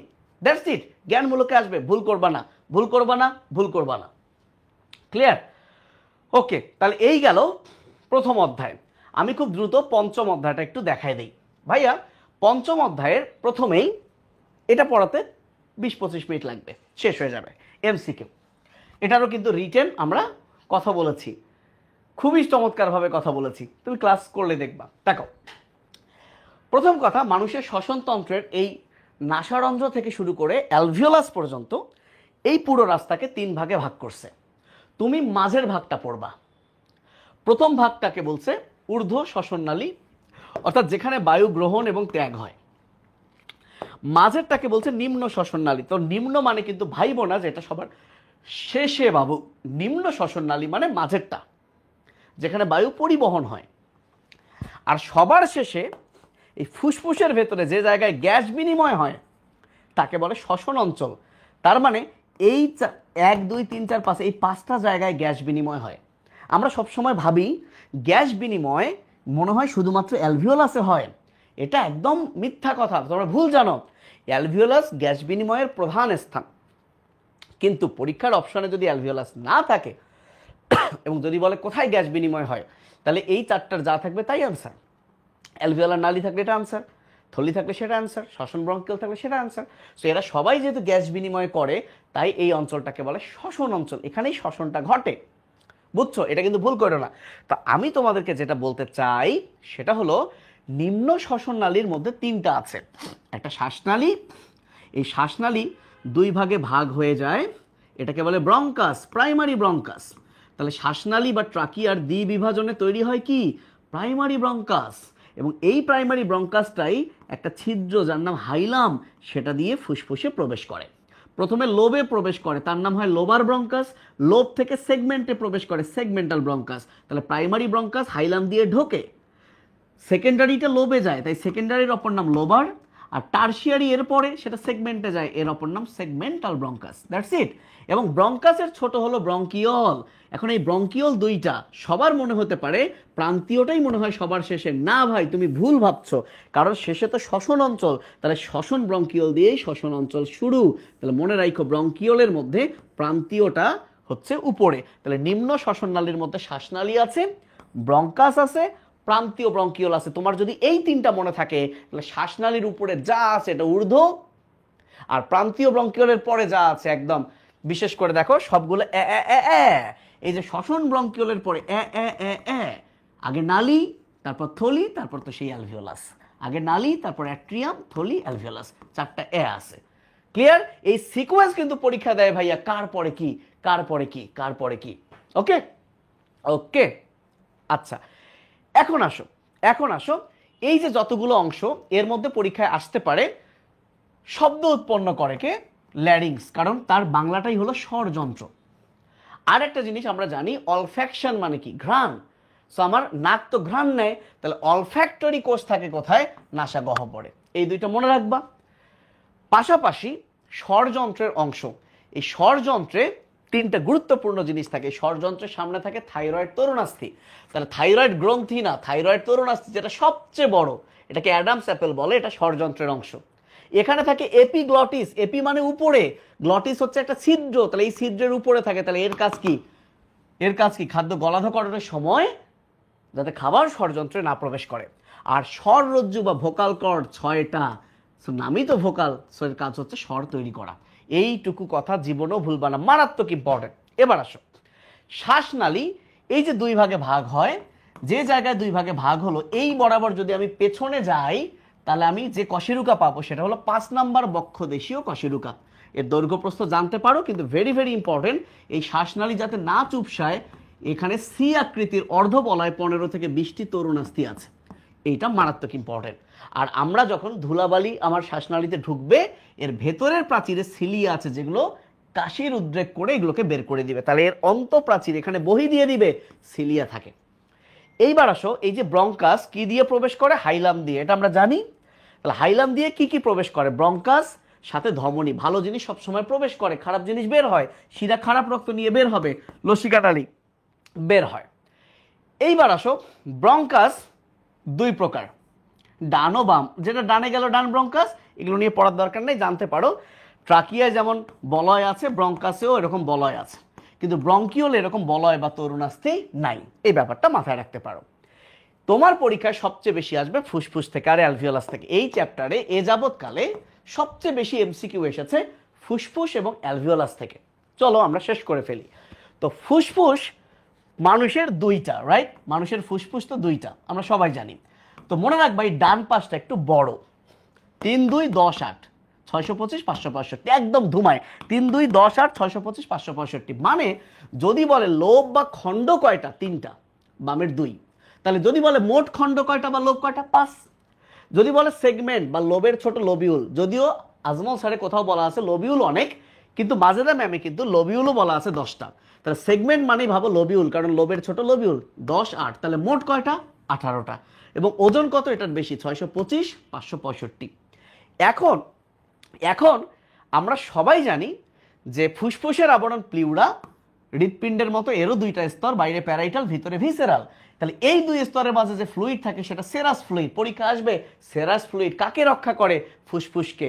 সেরাস ফ্লুইড কই থাকে? ফুসফুসে থাকে। এবার এই জায়গায় একটা ভুল করে দিয়েছে, এই ছবিটার দিকে তাকাও। এই ছবিটা একটা গাইড থেকে নেওয়া, এখানে উত্তর ভুল আছে, কুমিল্লা বোর্ড 2015-তে আসছিল। দেখো তোমরা বুঝতেই পারছো, এখানে এ হচ্ছে অ্যালভিওলাস, এ হচ্ছে অ্যালভিওলাস। তো বলা হয়েছে এ চিহ্নিত অংশের আবরণের নাম কি? ভাইয়া, অ্যালভিওলাসের আবরণ কি কখনো প্লুরা হয়? প্লুরা তো ফুসফুসের আবরণ। মনে রাখবা, একটা ফুসফুসে যে অনেকগুলো অ্যালভিওলাস থাকে, এই অ্যালভিওলাসগুলো পরস্পর পৃথক থাকে যে পর্দা দিয়ে, তাকে বলে ট্রাবেকুলি, তাকে বলে ট্রাবেকিউলি। এটার আনসার কিন্তু হবে ট্রাবেকিউলি, এটা ভুল আছে। আর একটা জিনিস মাথায় রাখবা, এটা ট্রাকিয়া, তাহলে এটা এখানে যদি বলে উদ্দীপকের এ কি, তাহলে ব্রঙ্কাস। কিন্তু এই যে বায়ুথলির পাশে যদি কোনো নালীতে টান দেয় তাহলে 100% সেটা হবে ব্রঙ্কিওল, সেটা হবে ব্রঙ্কিওল, ভুলবা না। এই যে ছবি দেখো, অ্যালভিওলাসের পাশে যদি এরকম টান দেয় তাহলে এটা 100% কি হবে? ব্রঙ্কিওল, ব্রঙ্কিওল, ভুলবা না। ওকে, আচ্ছা, তাহলে ট্রাবেকুলি নামক পর্দা দ্বারা অ্যালভিওলাস পৃথক থাকে। তো চলো আমরা অ্যালভিওলাস নিয়ে পড়াশোনা করি। অ্যালভিওলাসের এই কথাটা একদম ক্রিম, পুরো অ্যালভিওলাস থেকে সবচেয়ে বেশি প্রশ্ন আসছে। দেখো, তাহলে অ্যালভিওলাস হচ্ছে একক, এটা নিয়ে কোনো সন্দেহ নেই। এই অ্যালভিওলাস দিয়ে যাতে গ্যাস ইজিলি বিনিময় করতে পারে তাই এর প্রাচীরটা পাতলা। পাতলা মানে স্কোয়ামাস, তারই বাংলা কিন্তু আইসাকার। এই মাছের তো আইস আছে, স্কোয়ামাস মানে আইসাকার। এবং এটা যাতে সংকোচন প্রসারণ হতে পারে তাহলে অবশ্যই সেখানে ইলাস্টিন তন্তু তো আছেই। অনেকেই ভাবে কোলাজেন মনে হয় নাই, কোলাজেনও আছে দৃঢ়তা দেওয়ার জন্য, কিন্তু সংকোচন প্রসারণ হয়, ইলাস্টিনও আছে। এবং মারাত্মক ইম্পর্টেন্ট, এখানে গ্যাস বিনিময় হয়। কথাটা এভাবে আসতে পারে, অক্সিজেন কার্বন ডাইঅক্সাইড বিনিময় হয় কোথায়? অ্যালভিওলাসে। কার কয়টা সংখ্যা দেখে নিবা। এই অ্যালভিওলাসের প্রাচীরে 5 ধরনের কোষ আছে, আলিম স্যার বলছে। টাইপ 1, টাইপ 2, টাইপ 1 টাইপ 2, লোহিত কণিকা, শ্বেতকণিকা আর অ্যান্ডোথেলিয়াল। এর মধ্যে এই ম্যাক্রোফেজটাই তো জীবাণু ধ্বংস করে। এই কোষগুলোকে একটু ভিন্ন নামে এখানে লেখা আছে, দেখো। Very very important, very very important. এই যে অ্যালভিওলাসের মধ্যে টাইপ 1 এবং টাইপ 2 কোষ আছে, এই টাইপ 2, এই 2 থেকেই ক্ষরণ হয় সারফেক্ট্যান্ট। বলো কি ক্ষরণ হয়? সারফেক্ট্যান্ট, নিচে লেখা আছে। আর টাইপ 1 কোষ, টাইপ 1 কোষ দিয়েই হয় গ্যাস বিনিময়, ভুলবা না। তাহলে যদি বলে অ্যালভিওলাসের কোন কোষ দিয়ে গ্যাস বিনিময় হয়? Type 1, number 1। অ্যালভিওলাসের মেইন কাজ কি? 1 নাম্বার কাজ কি? গ্যাস বিনিময়। টাইপ 1 কোষ দিয়ে গ্যাস বিনিময় হয়। আর টাইপ 2 সে সারফেক্ট্যান্ট ক্ষরণ করে, টন্ট, সারফেক্ট্যান্ট। তাহলে ভেরি ভেরি ইম্পর্টেন্ট, অ্যালভিওলাসের প্রাচীরের সেপ্টাল কোষ, এরই অপর নাম টাইপ 2 কোষ, কারণ এটা সেপ্টা পর্দায় থাকে। তাহলে পরীক্ষার প্রশ্ন আসবে সেপ্টাল কোষ কই থাকে? অ্যালভিওলাসে। টাইপ 2 কোষ কই থাকে? অ্যালভিওলাসে। সেখান থেকে কি ক্ষরণ হয়? সারফেক্ট্যান্ট। এই সারফেক্ট্যান্টটা আবার কি? ফসফোলিপিড। পরীক্ষা আসবে ফসফোলিপিড কোত্থেকে ক্ষরিত হয়? সেপ্টাল কোষ। এই সারফেক্টের নাম থেকেই মনে হচ্ছে সারফেক্সেল ডিটারজেন্টের মতো পদার্থ ক্ষরিত হয় কোত্থেকে? টাইপ 2 বা সেপ্টাল কোষ বা অ্যালভিওলাস থেকে। ভুল করবা না, করবা না, করবা না। আজমল স্যার বলছে 23 সপ্তাহে এটা প্রথম ক্ষরণ হয়, আলিম স্যার বলছে 5 মাস বয়সে। যদিও 5 মাস আর 23 সপ্তাহ তোমার মতে মিলতেছে না, কিছু করার নাই, বইয়ে যা আছে মাস আসলে 5 মাস দিব, না আসলে 23 সপ্তাহ। তো 23 সপ্তাহে এটা ক্ষরণ হয়। এর নাম কেন সারফেক্ট্যান্ট? বিকজ সে সারফেস টেনশন কমিয়ে দেয়। সারফেস টেনশন কমে গেলে পৃষ্ঠতল বেড়ে যাবে, খুব ইজিলি সংকোচন প্রসারণ করতে পারবে। তাহলে মনে রাখবা সারফেক্ট্যান্টের 3টা কাজ। সে সারফেস টেনশন কমায়, সারফেস টেনশন কমলে ফুসফুসটা চুপসে যাওয়ার, অ্যালভিওলাসটা চুপসে যাওয়ার হাত থেকে রক্ষা পায়। এর ফলে গ্যাসীয় বিনিময় সহজ হয়। আর যেহেতু এটা ডিটারজেন্টের মতো, ডিটারজেন্ট যেমন ময়লা পরিষ্কার করে, তাহলে আগত জীবাণু ধ্বংস করে কে? সারফেক্ট্যান্ট। তাহলে যদি বলে অ্যালভিওলাসে আগত জীবাণু ধ্বংস করে কে? সারফেক্ট্যান্ট, সাথে আবার ম্যাক্রোফেজ। ম্যাক্রোফেজের কাজই তো ঢিসুম ঢিসুম, রাইট? সো দুটোই হচ্ছে আনসার। যেহেতু এটা 23 সপ্তাহে প্রথম ক্ষরণ হয়, তাহলে কোনো বাচ্চা যদি 24 সপ্তাহের আগে দুনিয়ায় আসে, তাহলে সে কি আর বাঁচবে? কারণ তার তো ফুসফুসই কাজ করবে না। এই জন্য 24 সপ্তাহের আগে মানব ভ্রূণকে স্বাধীন অস্তিত্বের অধিকারী বলে গণ্য করা হয় না। সো ভাই, এই অ্যালভিওলাস আর সারফেক্ট্যান্ট হচ্ছে মারাত্মক ইম্পর্টেন্ট। এখন আসো শ্বসনের 2টা পার্ট, বহিঃশ্বসন আর অন্তঃশ্বসন, এই 2টার মধ্যে আসলে মেইন ডিফারেন্সটা কি? এই যে আমি প্রশ্বাস নিচ্ছি, নিঃশ্বাস ছাড়ছি, এটা বহিঃশ্বসন। এই যে প্রশ্বাসের ফলে অক্সিজেন নিলাম, এই অক্সিজেন যখন রক্তে যাবে, রক্তে যাওয়ার পর সে কি হবে? পরিবহন, তারপর কোষে গিয়ে শক্তি উৎপাদন, আবার কার্বন ডাইঅক্সাইড পরিবহন। এই রক্ত এবং কোষে যা ঘটবে সেটা হলো অন্তঃশ্বসন। এই কনসেপ্টটুকু যদি তোমার থাকে, তোমার এই পার্থক্য ভুল হবে না। এটা মেডিকেলও আসছিল, বারবার বোর্ডে আসে, খেয়াল করো। তাহলে বহিঃশ্বসন আর অন্তঃশ্বসনের মধ্যে বিক্রিয়া কোথায় হবে? অন্তঃশ্বসনে। সো এটা একটা জৈব রাসায়নিক প্রক্রিয়া, কারণ অক্সিজেন রক্তে যাওয়ার পর অক্সিহিমোগ্লোবিন একটা রিয়াকশন হবে। যেখানে বিক্রিয়া হবে সেখানে অবশ্যই এনজাইম লাগবে, তাহলে এখানে এনজাইম লাগবে। এবং এটা ঘটছে কোথায়? রক্তে এবং কোষে। আর কোষে ঘটলে কি তৈরি হচ্ছে? শক্তি উৎপন্ন হচ্ছে। আর কোষের সাইটোপ্লাজমে গ্লাইকোলাইসিস, মাইটোকন্ড্রিয়া কি হয় জানো? সাথে অক্সিজেন কার্বন ডাইঅক্সাইড পরিবহন হবে। জাস্ট অপোজিটটাই হলো বহিঃশ্বসন। এখন বহিঃশ্বসনের যে প্রশ্বাস এবং নিঃশ্বাস, এই প্রশ্বাসের সময় 2টা ঘটনা ঘটে। ডায়াফ্রাম, যেটা বক্ষ গহ্বর উদর গহ্বরকে আলাদা করেছে, এই ডায়াফ্রামটা নিচে নামে, ফলে লম্বালম্বি দৈর্ঘ্য বাড়ে। আর এই যে স্টারনাম আর পরশুকার যে শ্যাফট দেহ, তারা এরকম উপরে ওঠে, ফলে আড়াআড়ি সামনে পেছনে ব্যাস বাড়ে। আসলে প্রশ্বাস মানে বুকের ভেতরের আয়তন বাড়াইতে হবে, ফলে চাপ কমবে, বাতাসের চাপ বেশি হবে, সেটা ভেতরে ঢুকবে, প্রশ্বাস নিব। তাহলে প্রশ্বাস থেকে যে সকল প্রশ্নগুলো আসে, প্রশ্বাসে ভূমিকা রাখে কে? ডায়াফ্রাম ভাইয়া নিচে নামবে, পরশুকার শ্যাফট আর স্টারনাম উপরে উঠবে। ডায়াফ্রাম নিচে নামলে লম্বালম্বি বৃদ্ধি হবে, আর এর ফলে বাকি বৃদ্ধি হবে। এখন ডায়াফ্রাম নিচে নামায় ডায়াফ্রাম পেশির সংকোচনে, আর পরশুকা স্টারনাম উপরে ওঠে ইন্টারকোস্টাল পেশির সংকোচনে। এখন সেটা হচ্ছে বহিস্থ, মনে রাখতে পারলে ভালো। তাহলে যদি প্রশ্বাসে হেল্প করে কোন পেশি? ডায়াফ্রাম পেশি, ইন্টারকোস্টাল পেশি, ডায়াফ্রাম পেশি, ইন্টারকোস্টাল পেশি। ওকে, ডায়াফ্রাম দ্বারা পৃথক থাকে। এই 2টা তো মারাত্মক ইম্পর্টেন্ট। বাচ্চাদের বেলায় একটু শ্বাস প্রশ্বাস দ্বিগুণ হয়ে যাবে, আমাদের 18 বার, 16 থেকে ওদের 40 বার। আলিম স্যার এই 4টা কথা আছে, একটু হালকা বলি। এই যে আমি একবার শ্বাস নিলাম 500, ছাড়লাম 500, এটাকে বলে টাইডাল ভলিউম। যতটুকু নেব, যতটুকু ছাড়বো, এটাই হলো টাইডাল। এই যে আমি ছাড়লাম 500, ছাড়ার পরও আমার 1500 এখনো আছে ফুসফুসে, এই রেসিডিউ মানে অবশিষ্ট, এটাকে বলে রেসিডিউল ভলিউম। তাহলে আমি যতটুকু নিলাম সেটা টাইডাল 500, যতটুকু ছাড়লাম সেটাও টাইডাল 500, ছাড়ার পরেও অবশিষ্ট হলো রেসিডুয়াল 1500। এখন আমি এই যে নিচ্ছি 500, কিন্তু আমি যদি নিতেই থাকি, তাহলে কতক্ষণ, মানে কতটুকু নিতে পারবো? 4500। এটাই আমার ক্যাপাসিটি, ভাইটাল ক্যাপাসিটি। তাহলে 3 গুণ করে, 500 গুণন 3, 1500 গুণন 3, 4500। তাহলে টাইডাল 500, রেসিডুয়াল 1500, ভাইটাল ক্যাপাসিটি ক্ষমতা 4500। কিন্তু যদি আমি দৌড়বিদ হই, পরিশ্রমী হই, তাহলে আমার এই ক্যাপাসিটিটা আরও বেড়ে যাবে 6000, আরও বেড়ে যাবে 6000। প্রশ্বাস নিঃশ্বাস বায়ুতে কোনটার পরিমাণ কত মনে রাখার ট্রিক আছে, সেটা নিয়ে আর এখন কথা বলছি না। চলে আসো, মানুষের শ্বাসকেন্দ্র 4টা, পঞ্চে দুইটা, মেডুলায় দুইটা। এই মেডুলার মধ্যেই আছে প্রশ্বাস নিঃশ্বাস কেন্দ্র, আর প্রশ্বাস নিঃশ্বাসই হলো ছন্দ। তাহলে যদি বলে শ্বসনের মৌলিক ছন্দ নিয়ন্ত্রণ করে কে, উত্তর হবে মেডুলা। আর পঞ্চের মধ্যে ন আর স আছে, এর মধ্যে যে দুইটা কেন্দ্র তাদের নামের মধ্যে ন আর স আছে। এর মধ্যে যে কেন্দ্রটার নাম শুরুই হয়েছে নি দিয়ে, ওই মামা নিঃশ্বাস করে, বাকি মামা প্রশ্বাস করে, দ্যাটস ইট, আর কিচ্ছু লাগবে না। তাহলে শ্বাসকেন্দ্র চারটা, পঞ্চে দুইটা, মেডুলায় দুইটা। প্রশ্বাস নিঃশ্বাস কেন্দ্র কোথায়, মেডুলায়। এবং প্রশ্বাস নিঃশ্বাস যেহেতু ছন্দ, তাহলে মৌলিক ছন্দ নিয়ন্ত্রণ করে কে, মেডুলা। পঞ্চের কেন্দ্রগুলোতে ন স আছে, যেটা নি দিয়ে শুরু সে নিঃশ্বাস করবে, যেটা নি দিয়ে শুরু না সেটা প্রশ্বাস করবে, দ্যাটস ইট। এখন এই দুইটা লাইন আগের আজমল স্যারের বইয়ে ছিল, এখন নাই, এটা নিয়ে আর আমি কথা বলছি না। এখন বলছে কোন কোন আয়ন শ্বাসক্রিয়া নিয়ন্ত্রণ করে। তিনটা ion, hydrogen, carbon dioxide, oxygen. এদের মধ্যে হাইড্রোজেন আর কার্বন ডাইঅক্সাইড সেম, কেন? কারণ কার্বন ডাইঅক্সাইড পানির সাথে মিলে অ্যাসিড করে, আর অ্যাসিড মানে হাইড্রোজেন আয়নের পরিমাণ বেড়ে যাবে। তাহলে হাইড্রোজেন আর কার্বন ডাইঅক্সাইড আয়ন যদি কোনো কারণে বেড়ে যায়, তাহলে শ্বাসক্রিয়ার হার বেড়ে যাবে। তুমি বলো এই রুমের মধ্যে যদি কার্বন ডাইঅক্সাইড বেড়ে যায়, তুমি বেশি বেশি অক্সিজেন নেওয়ার ট্রাই করবা। তাহলে কার্বন ডাইঅক্সাইড বেড়ে যাওয়া মানে হাইড্রোজেন বেড়ে যাওয়া। তাহলে কোন জিনিসটা বেড়ে গেলে শ্বাসক্রিয়ার হার বেড়ে যায়? কার্বন ডাইঅক্সাইড আর হাইড্রোজেন। তাহলে কোনটা কমে গেলে শ্বাসক্রিয়ার হার বেড়ে যায়? অক্সিজেন। কারণ এই রুমে যদি অক্সিজেন কমে যায়, তুমি বেশি বেশি অক্সিজেন নিতে চাইবা। তাহলে কোন তিনটা আয়ন, মানে কোন তিনটা রাসায়নিক পদার্থ শ্বসন কন্ট্রোল করে? এই তিনটা, ভুইল না ভুইল না ভুইল না। এইবার আসো, হাঁচি আমরা দিই নাকে, আর নাকের মধ্যে যে স্নায়ু সেটা অলফ্যাক্টরি। তাহলে হাঁচি প্রতিবর্তটা কোন স্নায়ু দ্বারা নিয়ন্ত্রিত হয়? অলফ্যাক্টরি। এবার আসো গতে গ্যাগ, গতে গলাধকরণ, গতে গ্লোসোফেরেঞ্জিয়াল, গতে গলবিল। তাহলে গ্যাগ প্রতিবর্ত হয় কোথায়? গলবিলে। কোন স্নায়ু? গ্লোসোফেরেঞ্জিয়াল।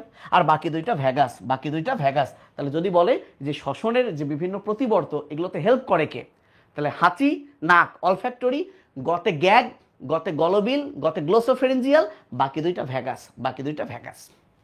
আচ্ছা, এইখানে একটা কথা বলছে, এটাকে যদি আমি ছবি এঁকে, আমি রিটেনের জন্য পড়াইছিলাম, আরেকবার দেখা দিই। এটা অ্যালভিওলাস, এটা হচ্ছে কৌশিক জালিকা।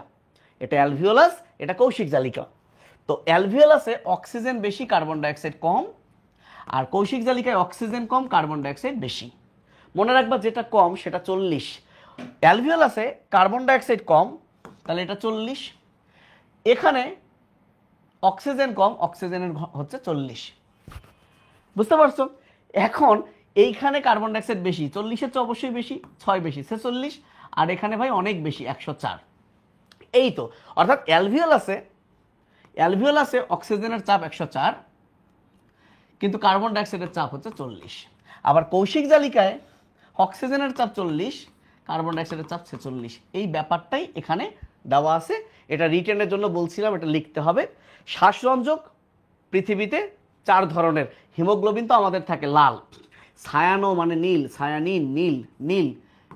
সায়ানিন কার থাকে? যাদের মুক্ত সংবহন, সবচেয়ে বড় পর্ব, দ্বিতীয় বড় পর্ব, এদের থাকে হিমোসায়ানিন। আচ্ছা, ক্লোরোক্লোরিন, ক্লোরো মানে সবুজ, এটা নবুজ হয়ে গেছে, এটা হবে সবুজ। তাহলে বাকি যে এই ক্লোরোক্লোরিন থাকে কিট, মনে রাখো ক্লোরো কিট, ক্লোরো থাকে কিট, এটা আলিম স্যারের পড়া এই এক্সাম্পলগুলো। আর বাকি যে হিম এরিথ্রিন, নামে যদিও এরিথ্রো আছে, এটা লাল না, বাট লাল টাইপের, গোলাপি বেগুনি, এটা থাকে বাদ বাকি। ওকে, এই যে গ্যাস পরিবহন আমাদের এটা দিয়েই শেষ হবে, এরপর হচ্ছে রোগ বালাই। ওকে ওকে, গ্যাস পরিবহনের মধ্যে প্রথমে মাথায় রাখো অক্সিজেনের 2টা কথা, তাহলে এটা 2 ভাবে পরিবহন হয়। কার্বন ডাইঅক্সাইডের 3টা কথা, 3 ভাবে পরিবহন হয়। তো অক্সিজেন ভৌতভাবে মাত্র 2%। পার্সেন্ট বললে 2, কিন্তু যদি বলে কত ml 100-র মধ্যে 0.2, যদিও মিলছে না, তাহলে তো 2 ml হওয়ার কথা। মিলুক না মিলুক, একটা আছে আব্দুল আলিম স্যারের বইয়ে। এই কই গেল রে, কি করলাম কি করলাম, ছি ছি ছি, ও চলে আসছে, গুড। তাহলে যদি বলে ভৌত রূপে অক্সিজেন কত পার্সেন্ট পরিবাহিত হয়, আবারও বলছি, যদি বলে পার্সেন্টেজ 2, যদি বলে 100 ml এর মতো কত ml, 100 ml এর মধ্যে কত ml ভৌতভাবে 0.2, পার্সেন্টেজ বললে 2, ml বললে 0.2। তাহলে পার্সেন্টেজে বললে রাসায়নিক যৌগ রূপে এই যে অস্থায়ী অক্সিহিমোগ্লোবিন, এই শিথিল যৌগ রূপে কিন্তু 98%, এটা একটা কথা। আর কার্বন ডাইঅক্সাইড 3 ভাবে পরিবাহিত হয়, ভৌত রূপে 5, কার্বামিনো যৌগ রূপে 27, আর বাইকার্বনেট রূপে সবচেয়ে বেশি 65, এটা আজমল স্যারের হিসেব, কিন্তু 5, 27, 65 মিলে 100 হয় না। আলিম স্যার বলছে 5, 10, 85, এটা কিন্তু 100 হয়। তো কোনটা পার্সেন্টেজ কোন বই থেকে আসবে আল্লাহ মালুম, কিন্তু আমরা মাথায় রাখবো সবচেয়ে বেশি কার্বন ডাইঅক্সাইড পরিবাহিত হয় বাইকার্বনেট রূপে। এই বাইকার্বনেট যৌগ দুইটা, পটাশিয়াম আর সোডিয়াম। সোডিয়াম কিন্তু রক্তরসে থাকে, আর পটাশিয়াম লোহিত কণিকায়, পটাশিয়াম লোহিত কণিকায় থাকে। তাহলে পটাশিয়াম বাইকার্বনেট কার মাধ্যমে পরিবাহিত হয়? লোহিত কণিকা। সোডিয়াম ক্লোরাইড এরা কিন্তু ভাই রক্তরসে থাকে, কার মাধ্যমে পরিবাহিত হয়? রক্তরস। এখন দেখো কার্বামিনো যৌগ, দেখো যৌগটার নাম কার্বামিনো, মানে কার্বন ডাইঅক্সাইড কার সাথে যুক্ত হবে? অ্যামিনোর সাথে। তাহলে অ্যামিন অংশে কার্বন ডাইঅক্সাইড যুক্ত হয়, এটা একবার মেডিকেলে আসছিল, বোর্ডেও আসছিল। তো এই কার্বামিনো যৌগ দুইটা, একটা প্রোটিন একটা হিমোগ্লোবিন। বলা হয়েছে তুমি যদি 100 ml রক্ত নাও তাহলে কার্বামিনো যৌগ পাবা 3 ml। এর মধ্যে 1 ml কোনটা 2 ml কোনটা, যার নামে দুইটা শব্দ, হিমোগ্লোবিন দুইটা পার্ট, তাহলে এটা 2 ml, আর প্রোটিন একটা পার্ট সেটা 1 ml। তাহলে আবারও বলছি 100 ml 100 ml 100 ml রক্তে কার্বামিনো যৌগ 3 ml, 3 ml এর মধ্যে হিমোগ্লোবিন, কার্বামিনো হিমোগ্লোবিন দুইটা পার্ট 2 ml, প্রোটিন হচ্ছে 1 ml। ভুল করবা না, সবচেয়ে বেশি কোনটা? বাইকার্বনেট যৌগ। এখন ক্লোরাইড শিফট কি? আমি একটু আগেই বললাম রক্তরসে থাকে সোডিয়াম এবং ক্লোরাইড। তাহলে ক্লোরাইড শিফট মানে সে শিফট হয়ে যাবে। শিফট হয়ে যাবে মানে কি? থাকে তো রক্তরসে, তাহলে শিফট হয়ে কই আসবে? লোহিত কণিকায়। এখন যেহেতু একটা মাইনাস আয়ন শিফট হয়ে আসতেছে, তাহলে এর বিনিময়ে এখান থেকেও একটা মাইনাস আয়ন এখানে যাবে, সেই মাইনাস আয়নটা হচ্ছে বাইকার্বনেট। এই যে লোহিত কণিকা থেকে বাইকার্বনেট রক্তরসে গেল, বিনিময়ে রক্তরস থেকে ক্লোরাইড আয়ন লোহিত কণিকায় আসলো, এই ব্যাপারটার নামই হচ্ছে ক্লোরাইড শিফট। সো পরীক্ষায় আসতে পারে ক্লোরাইড শিফটে লোহিত কণিকা থেকে রক্তরসে কোনটি আসে? ক্লোরাইড শিফটে লোহিত কণিকা থেকে রক্তরসে কোনটি আসে? সবাই কিন্তু ক্লোরাইড দিয়ে দিবে ভাই। ক্লোরাইড শিফট নাম, কিন্তু লোহিত কণিকা থেকে রক্তরসে আসে কিন্তু বাইকার্বনেট। ওকে, হিমোগ্লোবিনকে রবিনহুড অণু বলা হয়। ছোটবেলায় রবিনহুড যদি দেখে থাকো, রবিনহুড কি ধনীদের ধন সম্পদ নিয়ে গরিবদের দিয়ে দিত। সো হিমোগ্লোবিনের কাজই হচ্ছে যেখানে অক্সিজেন বেশি সেখান থেকে নিয়ে যাদের নাই তাকে দেওয়া, জাস্ট লাইক রবিনহুড। সো একে বলে রবিনহুড অণু। এবং সবসময় মনে রাখবা নামের শেষে যেটা সেটার পরিমাণ বেশি, হিমোগ্লোবিন, তাহলে শেষে কিন্তু গ্লোবিন বেশি। পরীক্ষায় বলবে হিমোগ্লোবিনে গ্লোবিন হিমের অনুপাত কত, তুমি ধান্দায় 1:25 দাগায় দিবা, তখন কিন্তু হবে 25:1। খেয়াল রাখবা, খেয়াল রাখবা। এবং এটাকে যদি পার্সেন্টেজ করো, 5% 95% হচ্ছে গ্লোবিন। এবং যদি বলে কত পার্সেন্ট লৌহ, 33.33, আর যদি বলে কত গ্রাম, 4-5, তার 33.33 আর গ্রাম হচ্ছে 4-5।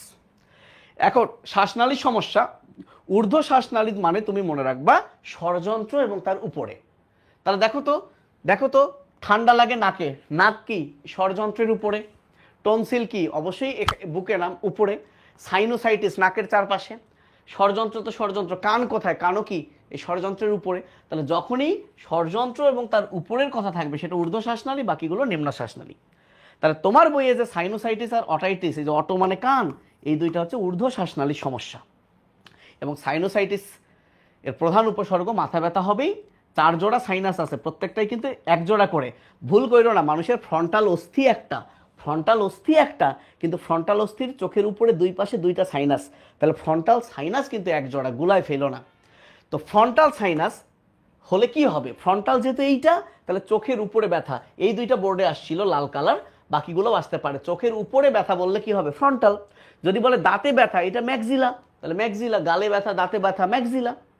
এখন যদি বলে 2 চোখের মাঝে আর চোখের পেছনে, যদি বলে 2 চোখের মাঝে, এথময়েড, ই দিয়ে আই, তাহলে 2 চোখ আসছে, 2 চোখ, 2 ই এর মাঝে, 2 ই এর মাঝেও ই, এথময়েড।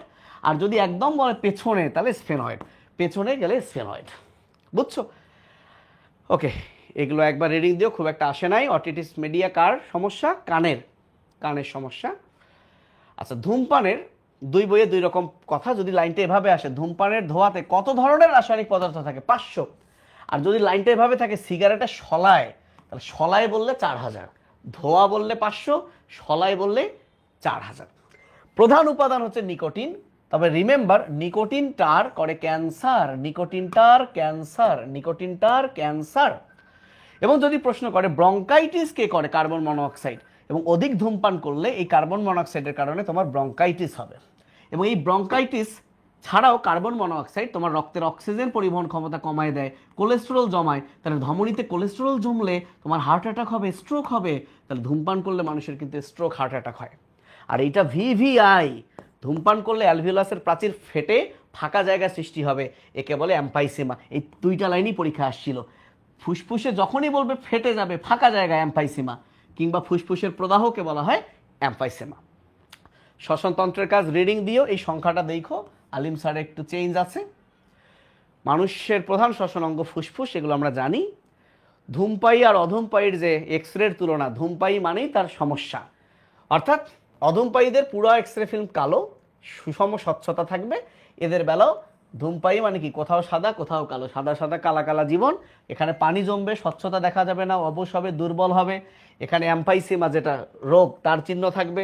ব্রঙ্কিওল ফুলে যাবে, অর্থাৎ টিউমার ক্যান্সারের চিহ্ন থাকবে। তো এই হচ্ছে আমাদের দুইটা চ্যাপ্টার, যেটার এমসিকিউ নিয়ে আমি কোনো কথা বলি নাই, এবং আমি এই দুইটা বললাম। আমি আজকে আর জুওলজি স্টপ করে ফেলবো, কালকে আমি কথা দিচ্ছি আমি পারলে পোস্ট করে দিব। অণুজীব কালকে রাতে আমরা অণুজীব নিয়ে লাইভ করব, না হলে আমি একটা টাইম দিব, সেই টাইমে আমি ইউটিউবে আপলোড করব। অণুজীব নিয়ে একই সাথে সিকিউ এমসিকিউ সব কিছু আলোচনা করব, অর্থাৎ অণুজীব তছনছ করে ফেলবো। আমি অলরেডি নগ্নবীজি এবং টিস্যু ও টিস্যুতন্ত্র নিয়ে সুন্দর করে সব সাজায় দিছি, তুমি খেয়াল করো, পারলে লিঙ্কটা দেখো। এখন যদি আমি অণুজীব দেই, কোষ বিভাজন তো ছোট, আর যদি জীব প্রযুক্তি দেই, তোমার 5টা অধ্যায় তো হয়ে গেল। বাকি থাকবে নবম এবং প্রথম অধ্যায়।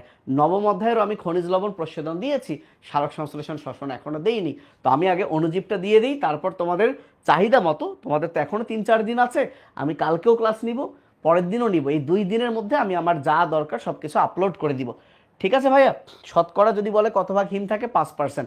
এই পুরো জিনিসটা আমি তোমাদেরকে ভাইয়া দিয়ে দিচ্ছি, এবং আমি এই ক্লাসে ইউটিউবে আপলোড দিব। যদি কেউ পরে আসো করতে চাও, ইউটিউবে টেনে টেনে কইরো। সো ভালো থেকো সবাই, আল্লাহ হাফিজ। 1 ঘন্টার মধ্যে শেষ করতে চেয়েছিলাম, সো 1 ঘন্টা 21 মিনিট হয়েছে।